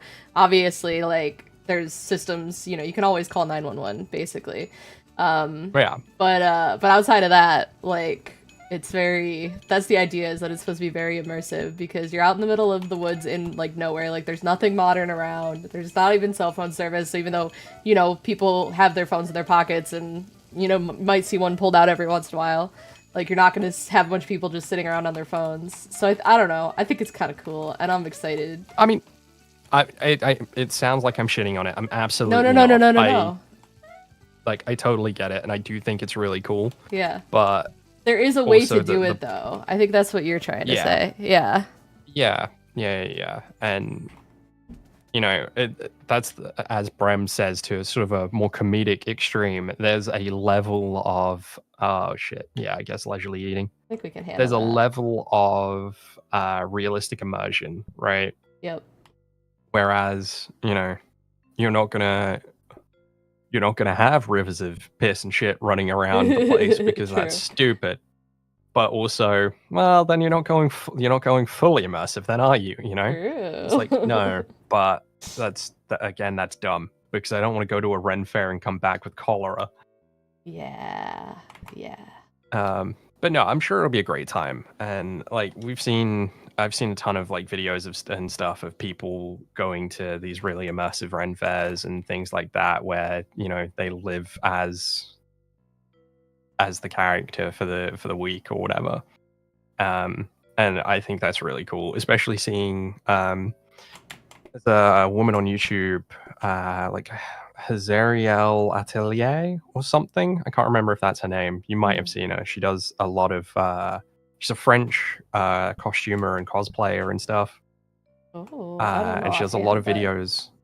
Sounds cool. She's done a lot of videos where she goes to like a Ren Fair style LARP event. With her friends, and they're all in like these sort of again, it's a situation of no modern equipment on active display, that kind of thing, like full immersion kind of deal. And it looks cool, and I totally get it. I just can't imagine that it would be something that I would do, at least not as a first time attendee, Oh, that's fair. Yeah, I think it also makes a difference that we're going to like a local one, so we're only going for like a day. So yeah, but I'm gonna make the most of that day, because that's just how I do everything. I don't do anything half-assed. That's why when my friends were like costume, I was like, don't have to tell me twice. I will come up with an epic costume. Yeah, I mean, if you're doing it, you got to do it right. Heck yeah. That's why, like, the whole cosplay that I already had, the pirate costume, was just for a D&D thing. It was for, like, a one-day D&D one-shot. But I was like, I'll use this again. I'll pirate again. And I did. I wore it for Halloween, too, just for, to get another use out of it. But yeah, of course. Yeah. I get it. And Brem, I will absolutely be stealing that. And when we eventually launch the Spud merch store... Oh! The pirate shirt? It's happening? Obviously. Heck yeah. Obviously. In our D&D Discord group, we've got a channel that is Spud's t-shirt side hustle. Love it. And it's just like various different quotes that we've come up with throughout the game's history that would work great on a TV on a t-shirt. That sounds great. I'm excited. I'm excited to peruse the store in the future. Well, there was once upon a time I flirted with the idea of trying to open a virtual photography print store. Oh. Doing like video game screenshots and stuff, and trying to market prints. But then I don't know where that falls within the legality of copyright law, because copyright law is sticky at best. Yeah. But I guess it's no different than Displate selling like art from video games as posters, True. Do they have permission for that, though? I bet they do. Probably do, because of the fact they do a lot of like brand deals and tie-ins and stuff. But I can't see how it wouldn't come under fair use, because I just can't see how it wouldn't come under fair use. Yeah. I mean, there's a lot of stuff out there, like video game merch that isn't from the companies making the games, so Yeah, I mean, on the whole theme, the idea of t-shirts, how many different Fallout t-shirts are there that are like Fallout themed, have the Vault Boy on them and other stuff, Yeah. I'm sure it's like the thing where it's like if you're making your own kind of version of the thing, that it's fair use, but if you try to like knock off an actual product of theirs, then that's where it gets, not cool. Yeah. Well, exactly, Bram. Although I think that exists in a very distinct gray area of just don't tell Nintendo and it's fine. Because, I mean, I think everyone is sat here waiting on bated breath to see what happens with the whole Pikmon thing. You must have seen this, surely. I feel like I heard about it, but remind me. So Pikmon is the latest Power World clone. Oh, yes. And it is quite literally a direct Nintendo copyright violation. Yeah. No, they're not even They're not even pretending trying to make do, it unique. Yeah.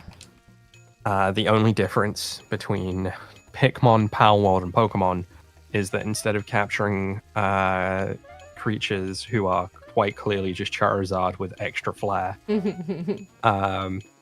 is that you capture them in cards, not Pokeballs or crystals. Oh, so it's very different. I see. Because that was Nintendo's issue with Palmon or Palworld, was Palworld. that you used Balls. used crystals to catch them, right? They were ball shaped. They were ball-shaped crystals. Yeah. And that was the problem. Whereas these guys use cards, totally legally distinct. Totally different. That's crazy. Everything else is exactly the same. Wow. But it's just like, you guys are literally don't even care, do you? This isn't even an asset flip game. This is just you being an ass. Some games they really do like, and I hate this for the record, but I feel like some games they do really just try to put it out knowing that it's gonna attract an audience either because of the controversy or just because they're using, something that they know works, and they're just trying to make as much money as they can off of it before they get shut down. Yeah. And I hate that. Yeah. But that sounds like what they're doing. Yeah, it feels like they're gambling pretty hard on getting just hit with a cease and desist rather than coming after them for copyright infringement and punitive damages. Because you're right, they're absolutely trying to put it out there to make as many sales as quickly as possible without any repercussions before they get shut down, because they know they're gonna. Like, but I mean, like, to an extent, I get it, because it's so hard to, like, I don't know, just like, if you're doing things, how do I put this? If you're doing things in a reputable way, you're not going to necessarily see the same success as if you do things in an unreputable way. So, like, I get why people do it. It's not something I could morally do, but, like, when you see the results of something like that, when you see someone, like, make their $1 million and walk away after a cease and desist, like, I get it. I get why people do it. It's it's like saying I understand why someone robs a bank. Like, yeah, like I'm not get saying it. You should, but I get it. Like, I mean, that's the whole thing of there's no such thing as a unique idea anymore, right? Yeah. Like, you look at everything and just the broad spectrum of content that's out there. You could make arguments that everyone is copying from everyone else in some way. There's no unique story out there anymore. Like, you look at the sheer volume of, especially thanks to the wonderful world of Book Talk, all of these YA novels now that are all based around some kind of fantasy kingdom with a let's be honest, chances are main character is going to be a female protagonist who is the princess of the land but doesn't want to be, or doesn't know they are, or some sort of or little doesn't twist know, on it. And they get raised by bandits, or fall in love with a bandit, or they fall in love with the first guy that can swing a sword. It's so they follow a very distinct summary, I guess, or the same. Like, it's script. a trope. Yep, it's a trope for a reason, and stereotypes are a thing because they're based in fact. But it's also like, okay, cool, they are all one and the same. You could absolutely, like, we saw a great video of this girl goes into, like, a bookstore. I think it was like Barnes and Noble or whatever, with her two parents. And they all pick up a novel off the shelf.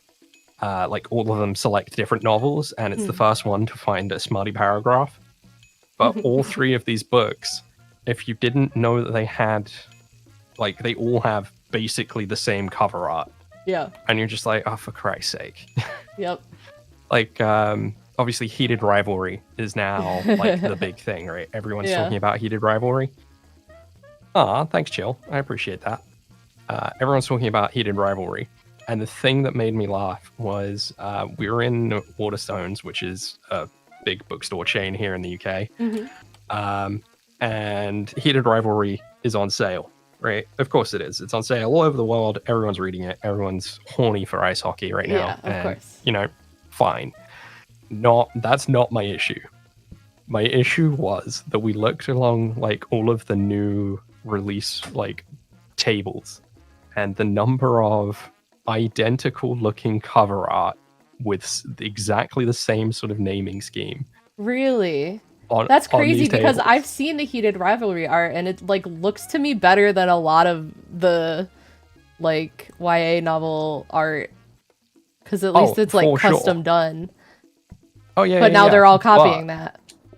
But then now they're all copying that. That's and the Heated crazy. Rivalry book cover art is, the one I've seen most commonly and most often is it's like a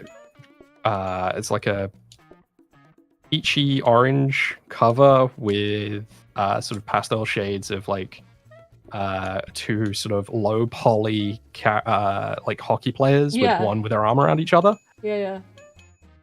That's the cover art I've seen.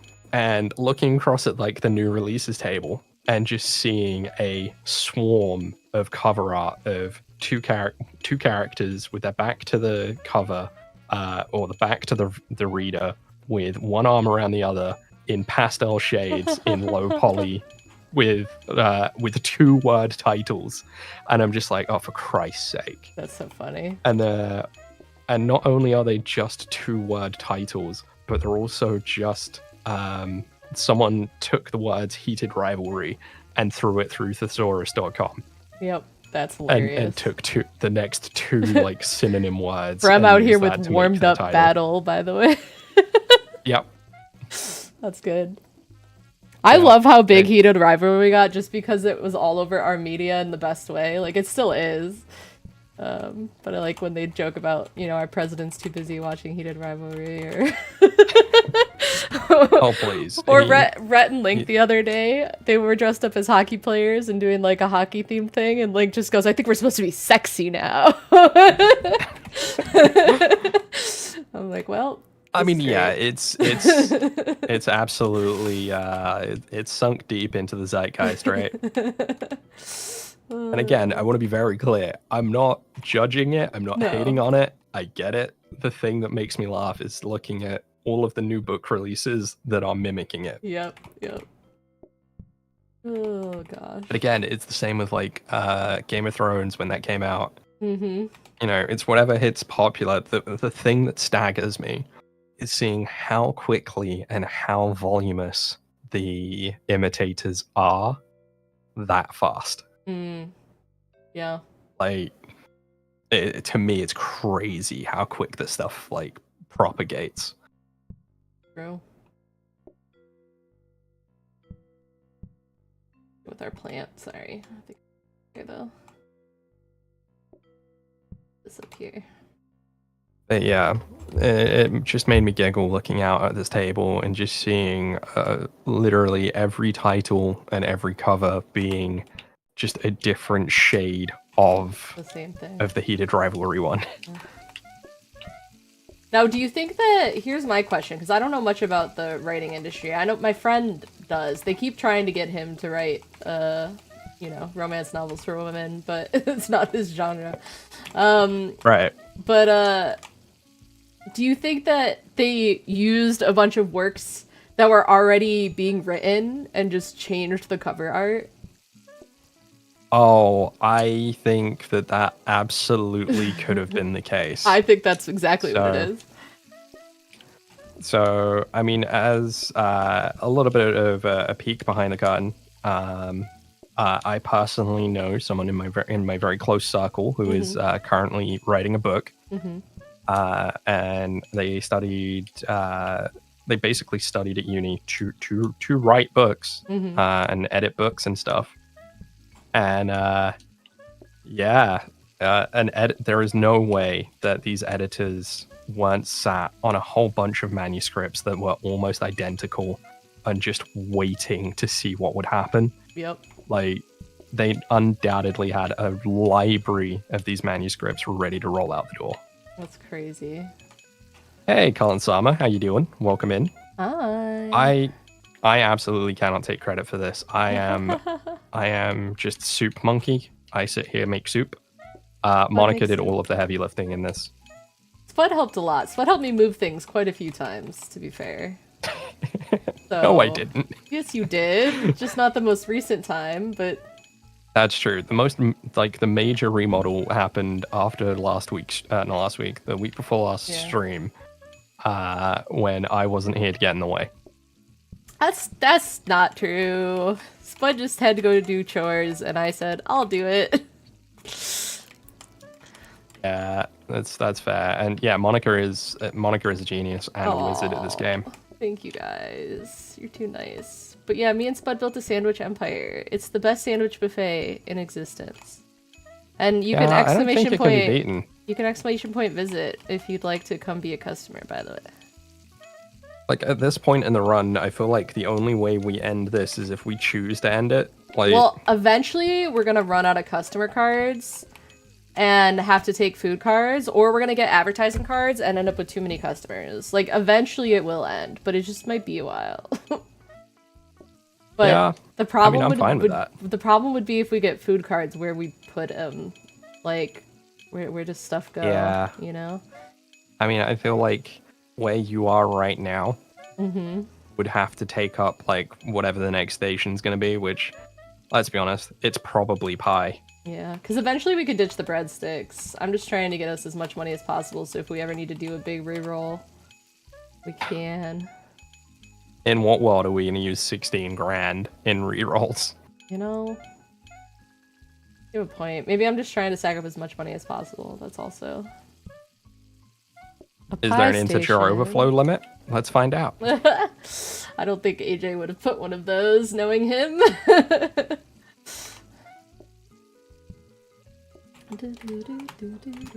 But yeah, eventually we are gonna have to increase the size of Spud's kitchen. That makes soup.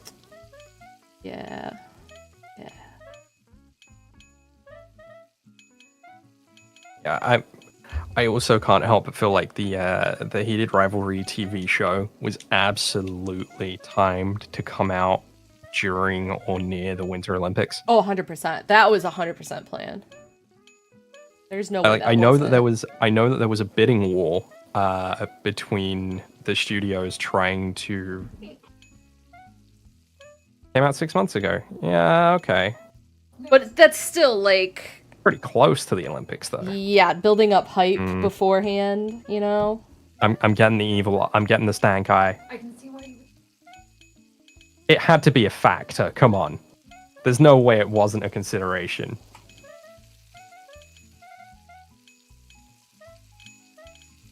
Wait, what? The Sochi Olympics appear in the show. So it was a consideration then.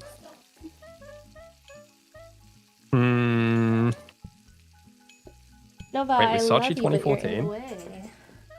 Oh shit, yeah, the most recent one was in Milan. My bad. My bad. Look, I don't remember when the Winter Olympics were and where. I don't even know what the next Summer Olympic Games is. Yeah, I have no clue either. Don't pay attention to the Olympics. I occasionally watch the Winter Olympic snowboarding if and when I remember. My friend, her mom used to be an ice skater, and she's obsessed with ice skating. But that's obviously, like as you'd expect. That's the most I've ever watched, I think, was at her house, because her mom just has it on the TV like 24/7. I mean, ice skaters, I think, blow my mind the most out of any other Olympic sport. Yeah, like, really impressive.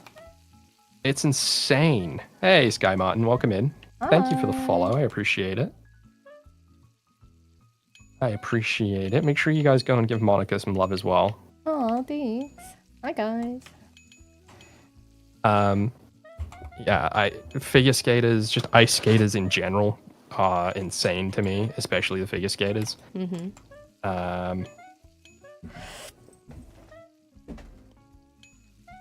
Because like the level of athleticism to the maneuvers they're pulling is just crazy, and they are like my ankle hurts Thanks, Colin, for the and cracks follow. getting out of bed, and yet these guys are jumping up into the air, going like 30 miles an hour across a sheet of ice. Yep. And landing on a knife. Yep. Yeah, I don't think I could have done even in my like 20s, like early 20s, what they do. Nope. Yeah, no chance. And yeah, especially like these Olympic athletes, like they're training from like 9 years old to be able to pull this shit off, and it shows because it's crazy. It is. Unless, of course, you're the was it the Turkish pistol shooter from the Summer Olympics, the most recent Summer Olympics. The Turkey shooting team, their pistol shooter, is just turned up wearing jeans and his team T-shirt, and just looked like some guy off the street. And he came in and I think he got bronze. Damn. All right. Absolute madness. Colin Simon, thank you for the follow as well. I appreciate that. Are you perhaps named after Edward Cullen or the Twilight Cullens in any way? If you are, your man's making a new movie. Actually, he made like 3 this year. Have you seen Mickey 17? We watched it recently and it was absolutely incredible.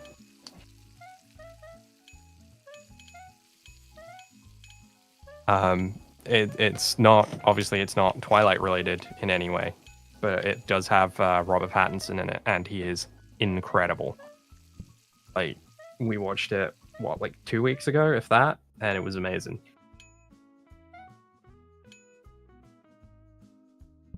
Yeah, I just wanted to give him a cuddle. He looked like he needed it. He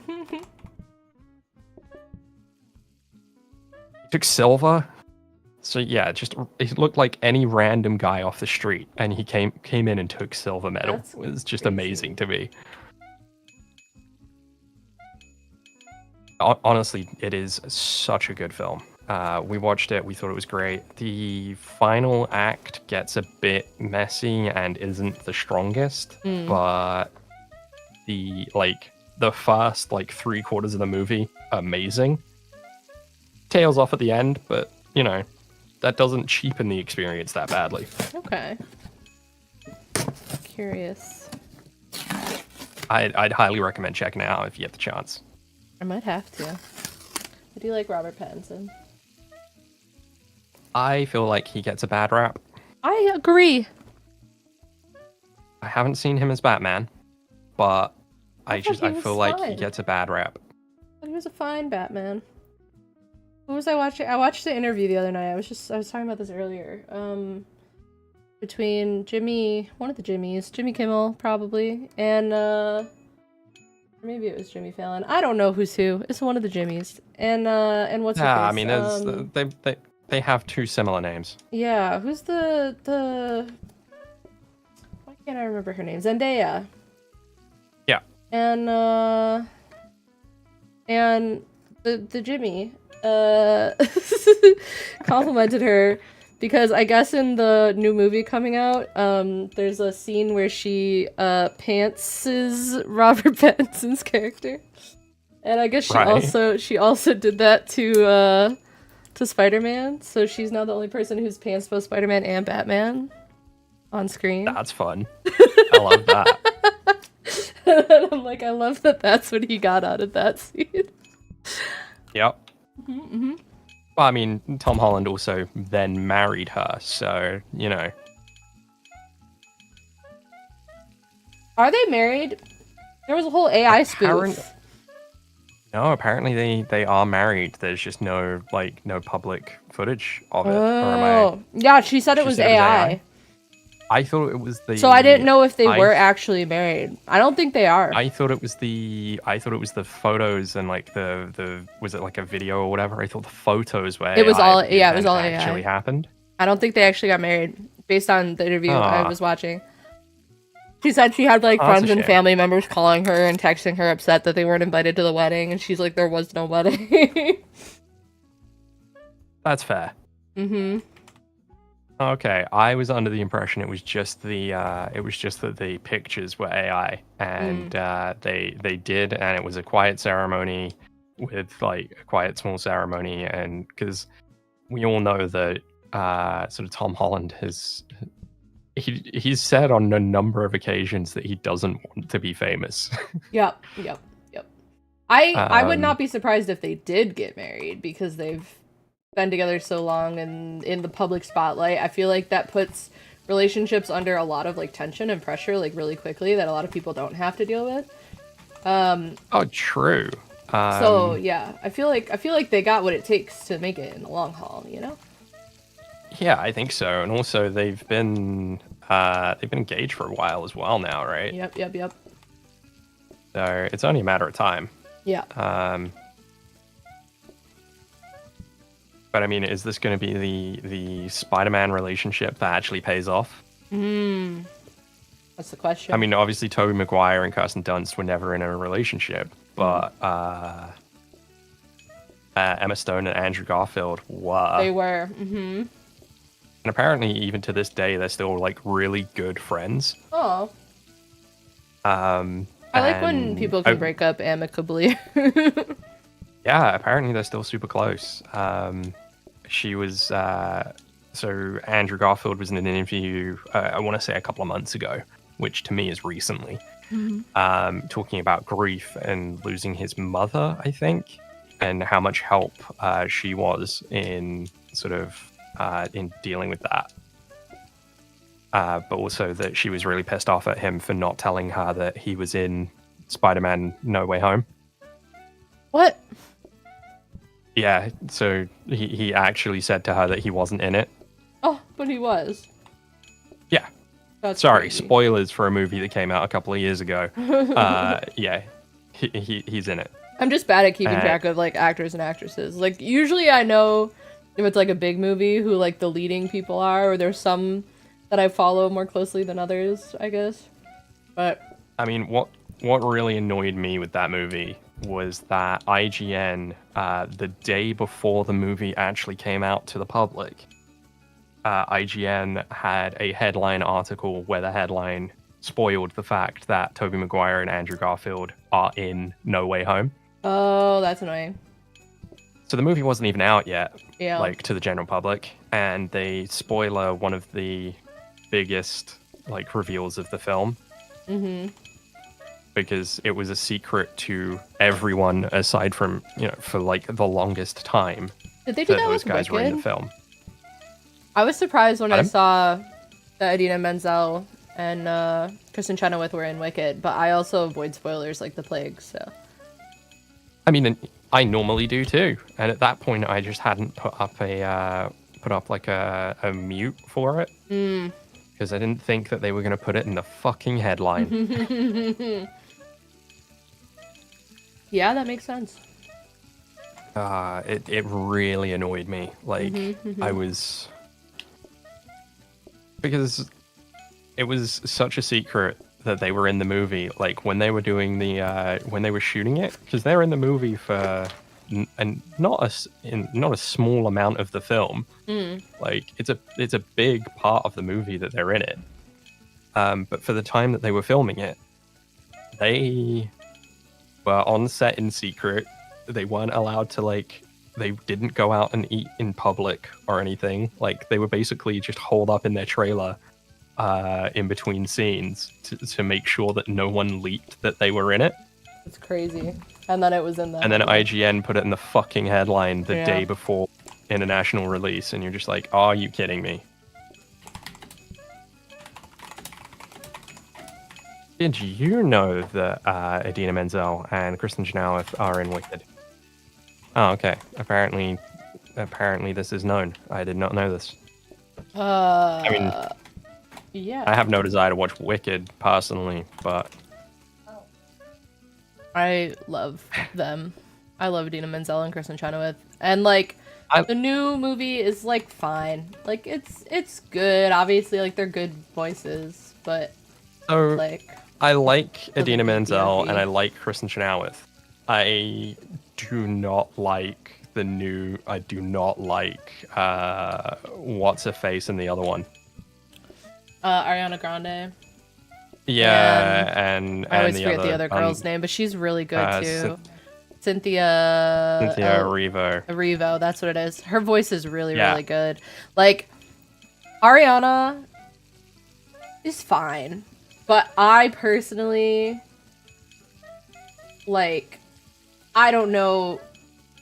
I maybe personally would have chosen someone else to play Glenn. Like, don't get me wrong. I'm sure they're fine in the movie. I just really can't stand either of them. Oh, that's fair. I think it's because, like, Ariana's voice is so iconic that, like, I have trouble associating it with the character and not with Ariana Grande. Does that make sense? Yeah, that makes sense. Yeah. It's like, has Miley Cyrus been in movies aside from the Hannah Montana movie? But it would be the same kind of feeling, though. Apparently, she's been in a couple. Yeah. But it's like she's.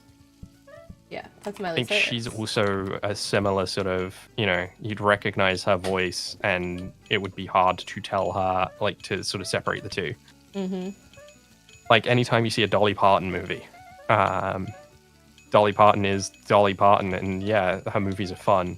But you look at the movie and her voice, and you're like, yeah, but that's Dolly Parton playing a character. It's not. She isn't the character. It's Dolly Parton playing the character. If you know what I mean? Yep, 100%. That's how I feel about Ariana in Wicked. And I know that sounds like I'm shitting on Dolly Parton as an actress. I'm not. No. I love her movies. I think she's great. The ones that I've seen with my partner have been amazing. We're big fans. But it's not like Ian McKellen is Gandalf. Right, he's not Ian McKellen as Gandalf. That's Gandalf. He just happens to be played by Ian McKellen. You know what I mean? I agree wholeheartedly. Like, Gary Oldman is, I mean, the number of movies I've seen with Gary Oldman in and haven't gone, hey, look, it's Gary Oldman. I've gone, oh, holy shit, that guy's amazing.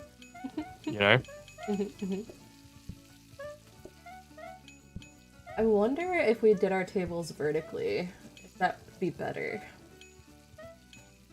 I think it would, I think it would lower the footprint in terms of collisions trying to get to ingredients.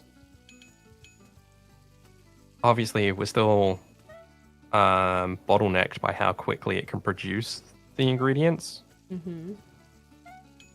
But I think they'd be more readily available.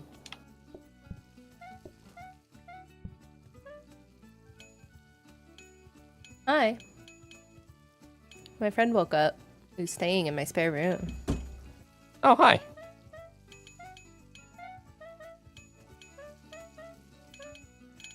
She's reading her manga. No, this is your manga.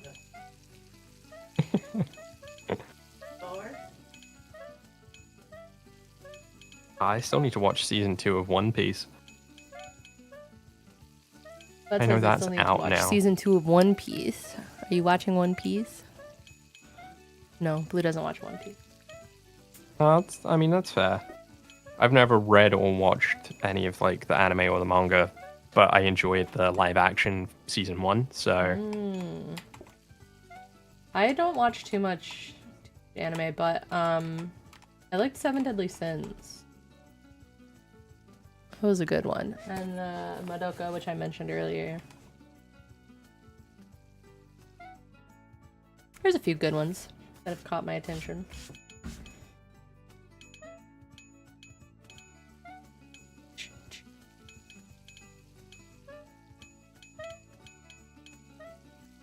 Like, trying to imagine in my head how these tables are going to be if we do them vertically. I think it would be better, but I don't know what the pitch is going to be like with the coffee tube. Figure that out. I think if I just offset them. Yeah.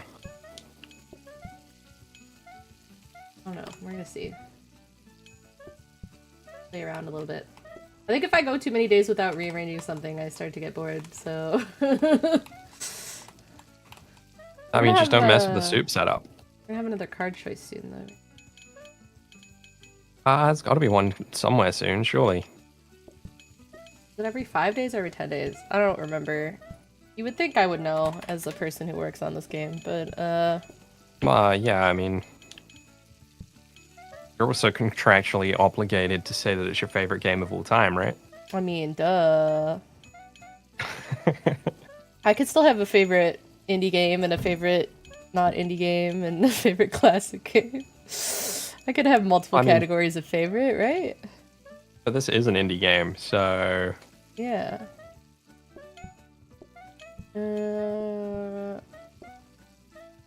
Doesn't say...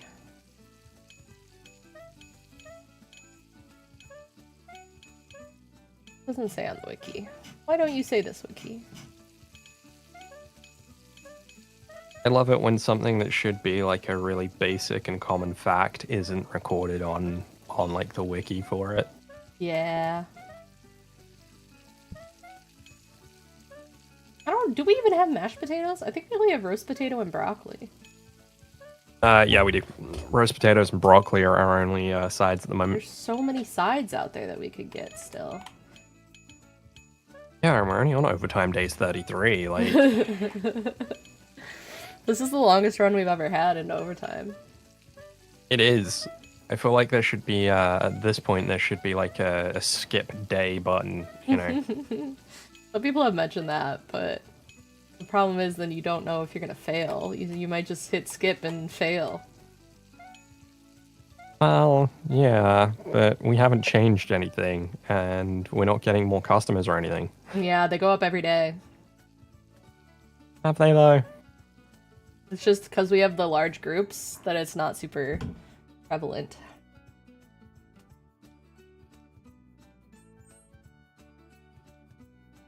But technically the number's going up. Oh, a side. How perfect. Yay! Nothing changes. The problem becomes where are we going to store everything? Although we already have everything we need for onion rings. Yeah, we don't have to do anything for onion rings. Okay, so let me see. If I did this.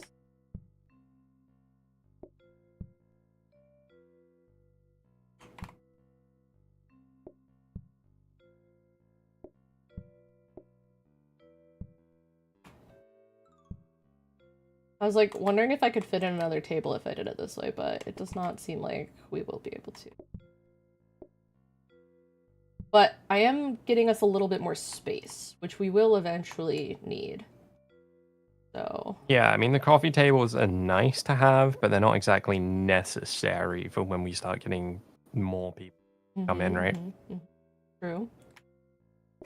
Like, technically, this could go up and down. And then...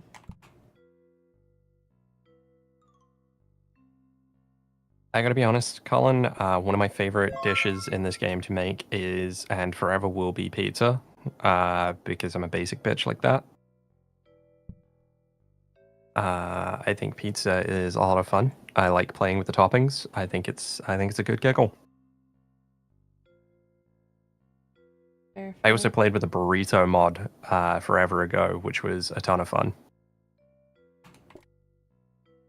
Although that was annoyingly, there were an annoying amount of steps to it. We leave that one sideways. Oh, ice cream. Ice cream is good fun too. We did that recently. That was great. The Sundays. The Sundays were cool. Yeah, Sundays was great fun. It works like sandwiches, but it's ice cream.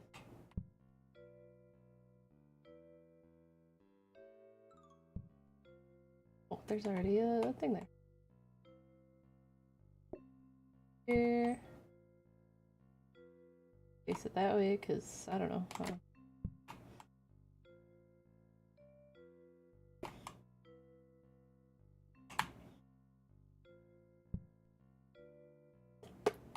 I'm just like, we could push this out one eventually. And I think eventually we'll need to. Yeah, probably. Yeah. Hello again, Sky Martin. But alright, I'm cool going with that for now. Alright. I'll continue making soup. I'm a little sad because I was hoping maybe we would be able to fit in one more table. Which, like, technically we could, it just wouldn't seat 6 people. But then, like, what's the point, you know? Yeah, absolutely. At that point, that's kind of, that doesn't help us at all. Yeah.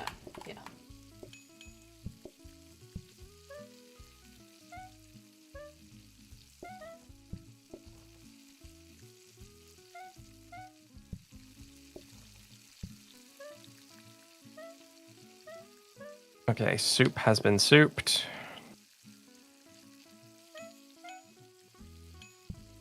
Technically have a little space over here.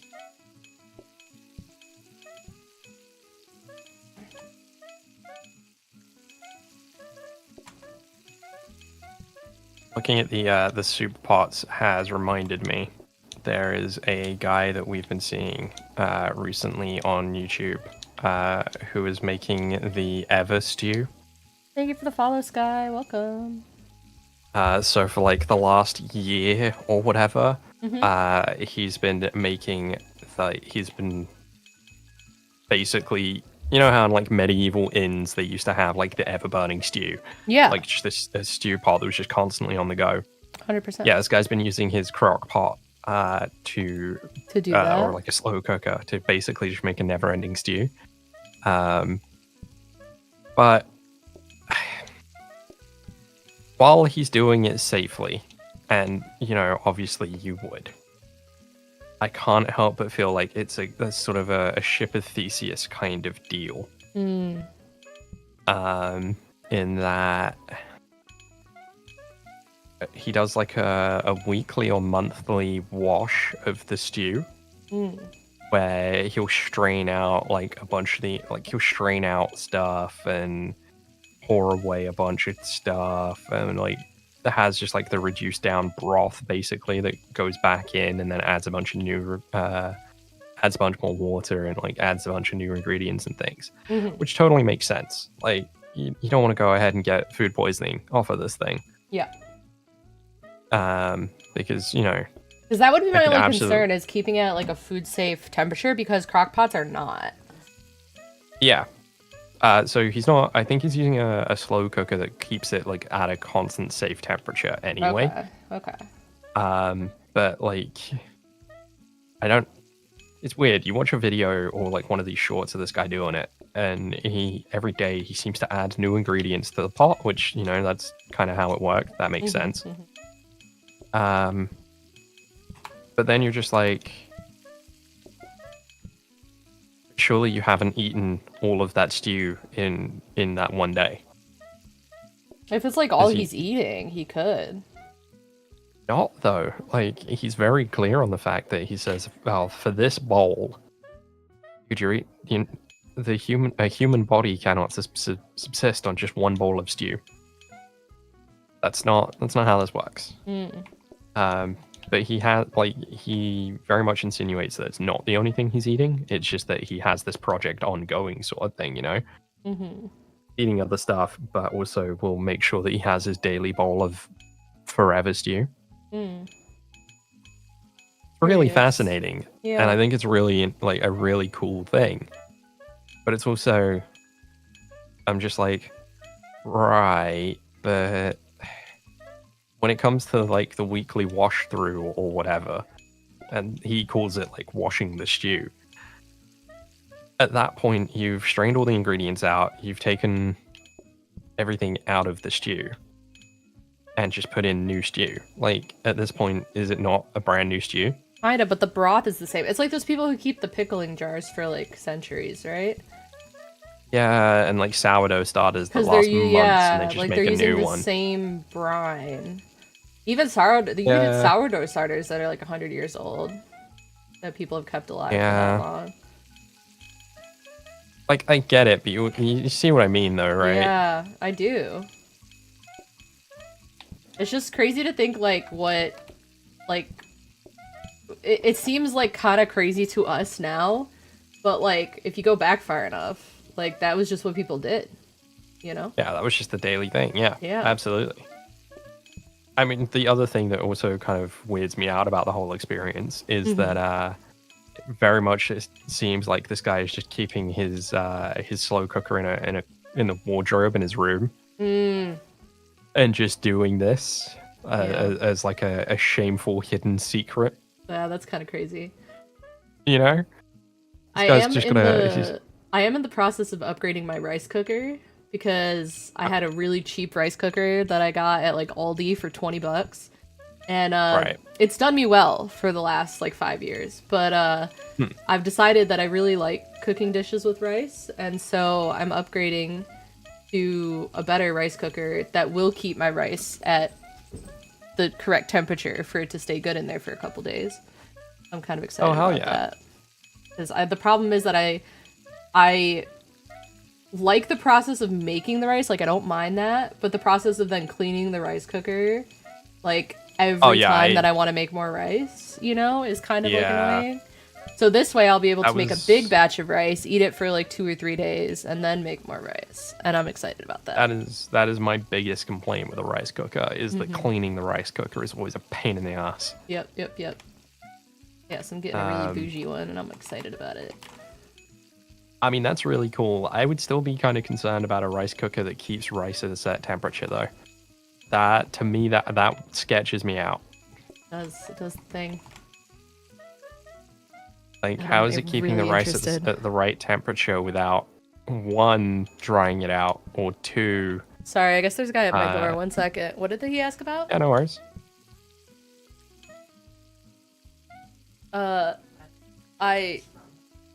Okay, tell him he's more than welcome to check it if it's... Yeah, just tell him I'm working, but he's more than welcome to check it. It's fine. Sorry, it's just the guy from the gas company, I think. Okay. I mean, if you need to go, I get it. No. They were just in the process of, like, switching out meters. My friend can handle it. She just has social anxiety, so she hates that she's handling it. But she could do it. I believe in her. She's got this. Yeah. We're sending emotional support. We got this. But yeah, I don't know. Like, how does it keep the rice at the same temperature without, like, overcooking it or drying it out or... So it could dry it out. Yep, it could dry it out, but it has a like reheat like feature. I don't know exactly how this works. I'm figuring it out. The same as our discussion right here. I'm gonna figure it out. But it has this like reheat function where you can like kind of add more water to it, and it'll kind of like cook it again, but like not the same. If that makes sense. Yeah, I think I'm picking up what you're putting down. All I will say is just, make sure you do your research before you buy this thing and accidentally give yourself bile chills and poisoning, because that would suck. Yep. Don't do that. Don't do that. If you can avoid it, don't do that. But yeah, so I don't know. I'm interested to see how the whole thing works. Oh yeah, it sounds intriguing. Yeah. Because obviously, the issue with rice is that when you reheat it, poison. But yeah, my friend basically said that like most good rice cookers, like this one, will keep it good for at least 2 days. Okay. It's once you get into the 3rd day, we gotta find out. I mean, if your friend also has the same device and they haven't poisoned themselves yet, then no, she does it all the time because she's Korean. She uses rice a lot. Telling him about the rice cooker, our upgrading our rice cooker, and that it'll keep it good. Hopefully it'll just be a little yellower. She says that's fine. Okay. And then she said basically if it gets like crunchy but still yummy, then we could just make it into fried rice. So. Oh yeah, I mean you gotta use day-old rice to make fried rice anyway. Like exactly. Even I know that, and I can't cook. Seems like it's like, yeah, it totally is glued. Sorry, she brought me my package. Oh, okay. Excited to see what's in here. I mean, we can make this the last day. I need to go and do chores anyway. Oh yeah, and, it is about I can chore tell that you time. are. It is chore time, and I know that you are dying to open this package. I am so excited. That it's just because she brought it to me. Otherwise, I would have been patient. Yeah. I get it. I mean, it is. That's funny. It is. What am I trying to say? Oh, it is nice that our restaurant mostly runs itself. So. Yeah, I mean, at this point, we're just pressing Y to end the day, right? Yeah, it's a buffet. fairly simple. Yes, it's a buffet. She's admiring our work. I mean, mostly your work at this point. No, you've done a lot to help. Keep downplaying the amount of soup that you've made. There's so much soup in this kitchen, it's not even funny. Hey, don't get me wrong, I like soup, but this is a crazy amount of soup. It is a lot of soup. I don't know where the end of the plastic wrap is. Oh, I found it. Hopefully you're not getting too much ASMR of my package opening, but... I'm not getting any, I'm just looking forward to seeing the photos of this thing. Perfect.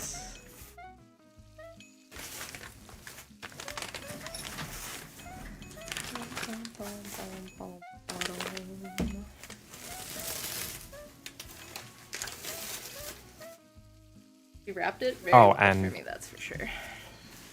If you haven't seen it yet,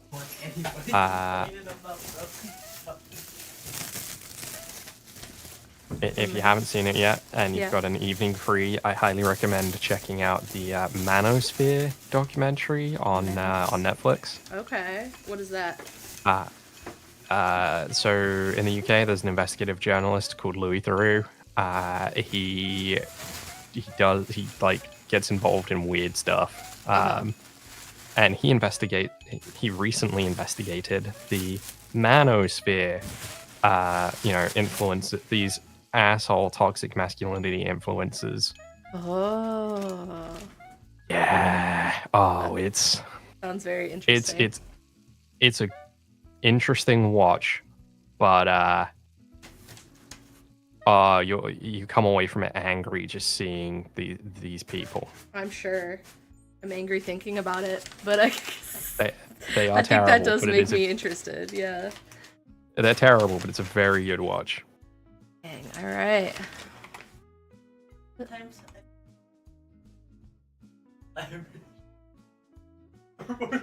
It comes in 2 pieces. Oh!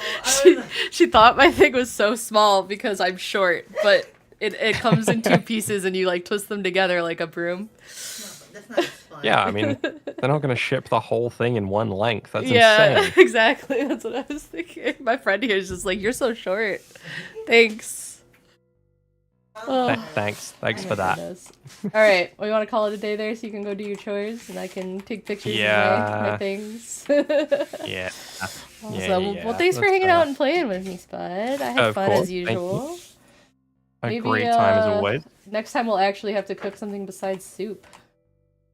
I mean, maybe. Let's not get ahead of ourselves, though. Yeah, who knows? We're gonna find out. Monica, do we have someone to raid today? Yeah, let's take a look. Who else is playing PlateUp? Raiden, who? We have. I don't know who this person is, but their name is Shamatata. Shamatata. And that sounds like a fun name. It's like. Oh, I see him. Shaman Tata. Shama Tata. Yep. I got him. I got him. Playing PlateUp, right? It looks like a fun name, so I say we go say hi. Yeah, let's do it. All right, sounds good. All right, bye, guys. A pleasure as always, and I'll see you next time. See you next time. Later. Bye. Bye. All right, let me close the stream together. And I'm going to give Spud a quick shout out so y'all can go follow Spud if you haven't already. And then we're going to go see Shamatata because they have a fun name. All right, until next time, make sure that you guys take care of yourselves. Make sure you eat some good food. Make sure you drink enough water. Make sure you take your meds. Make sure you get some good sleep. Make sure you do all the things that you guys need to do so I can see you guys next time. And until then, bye-bye, everyone.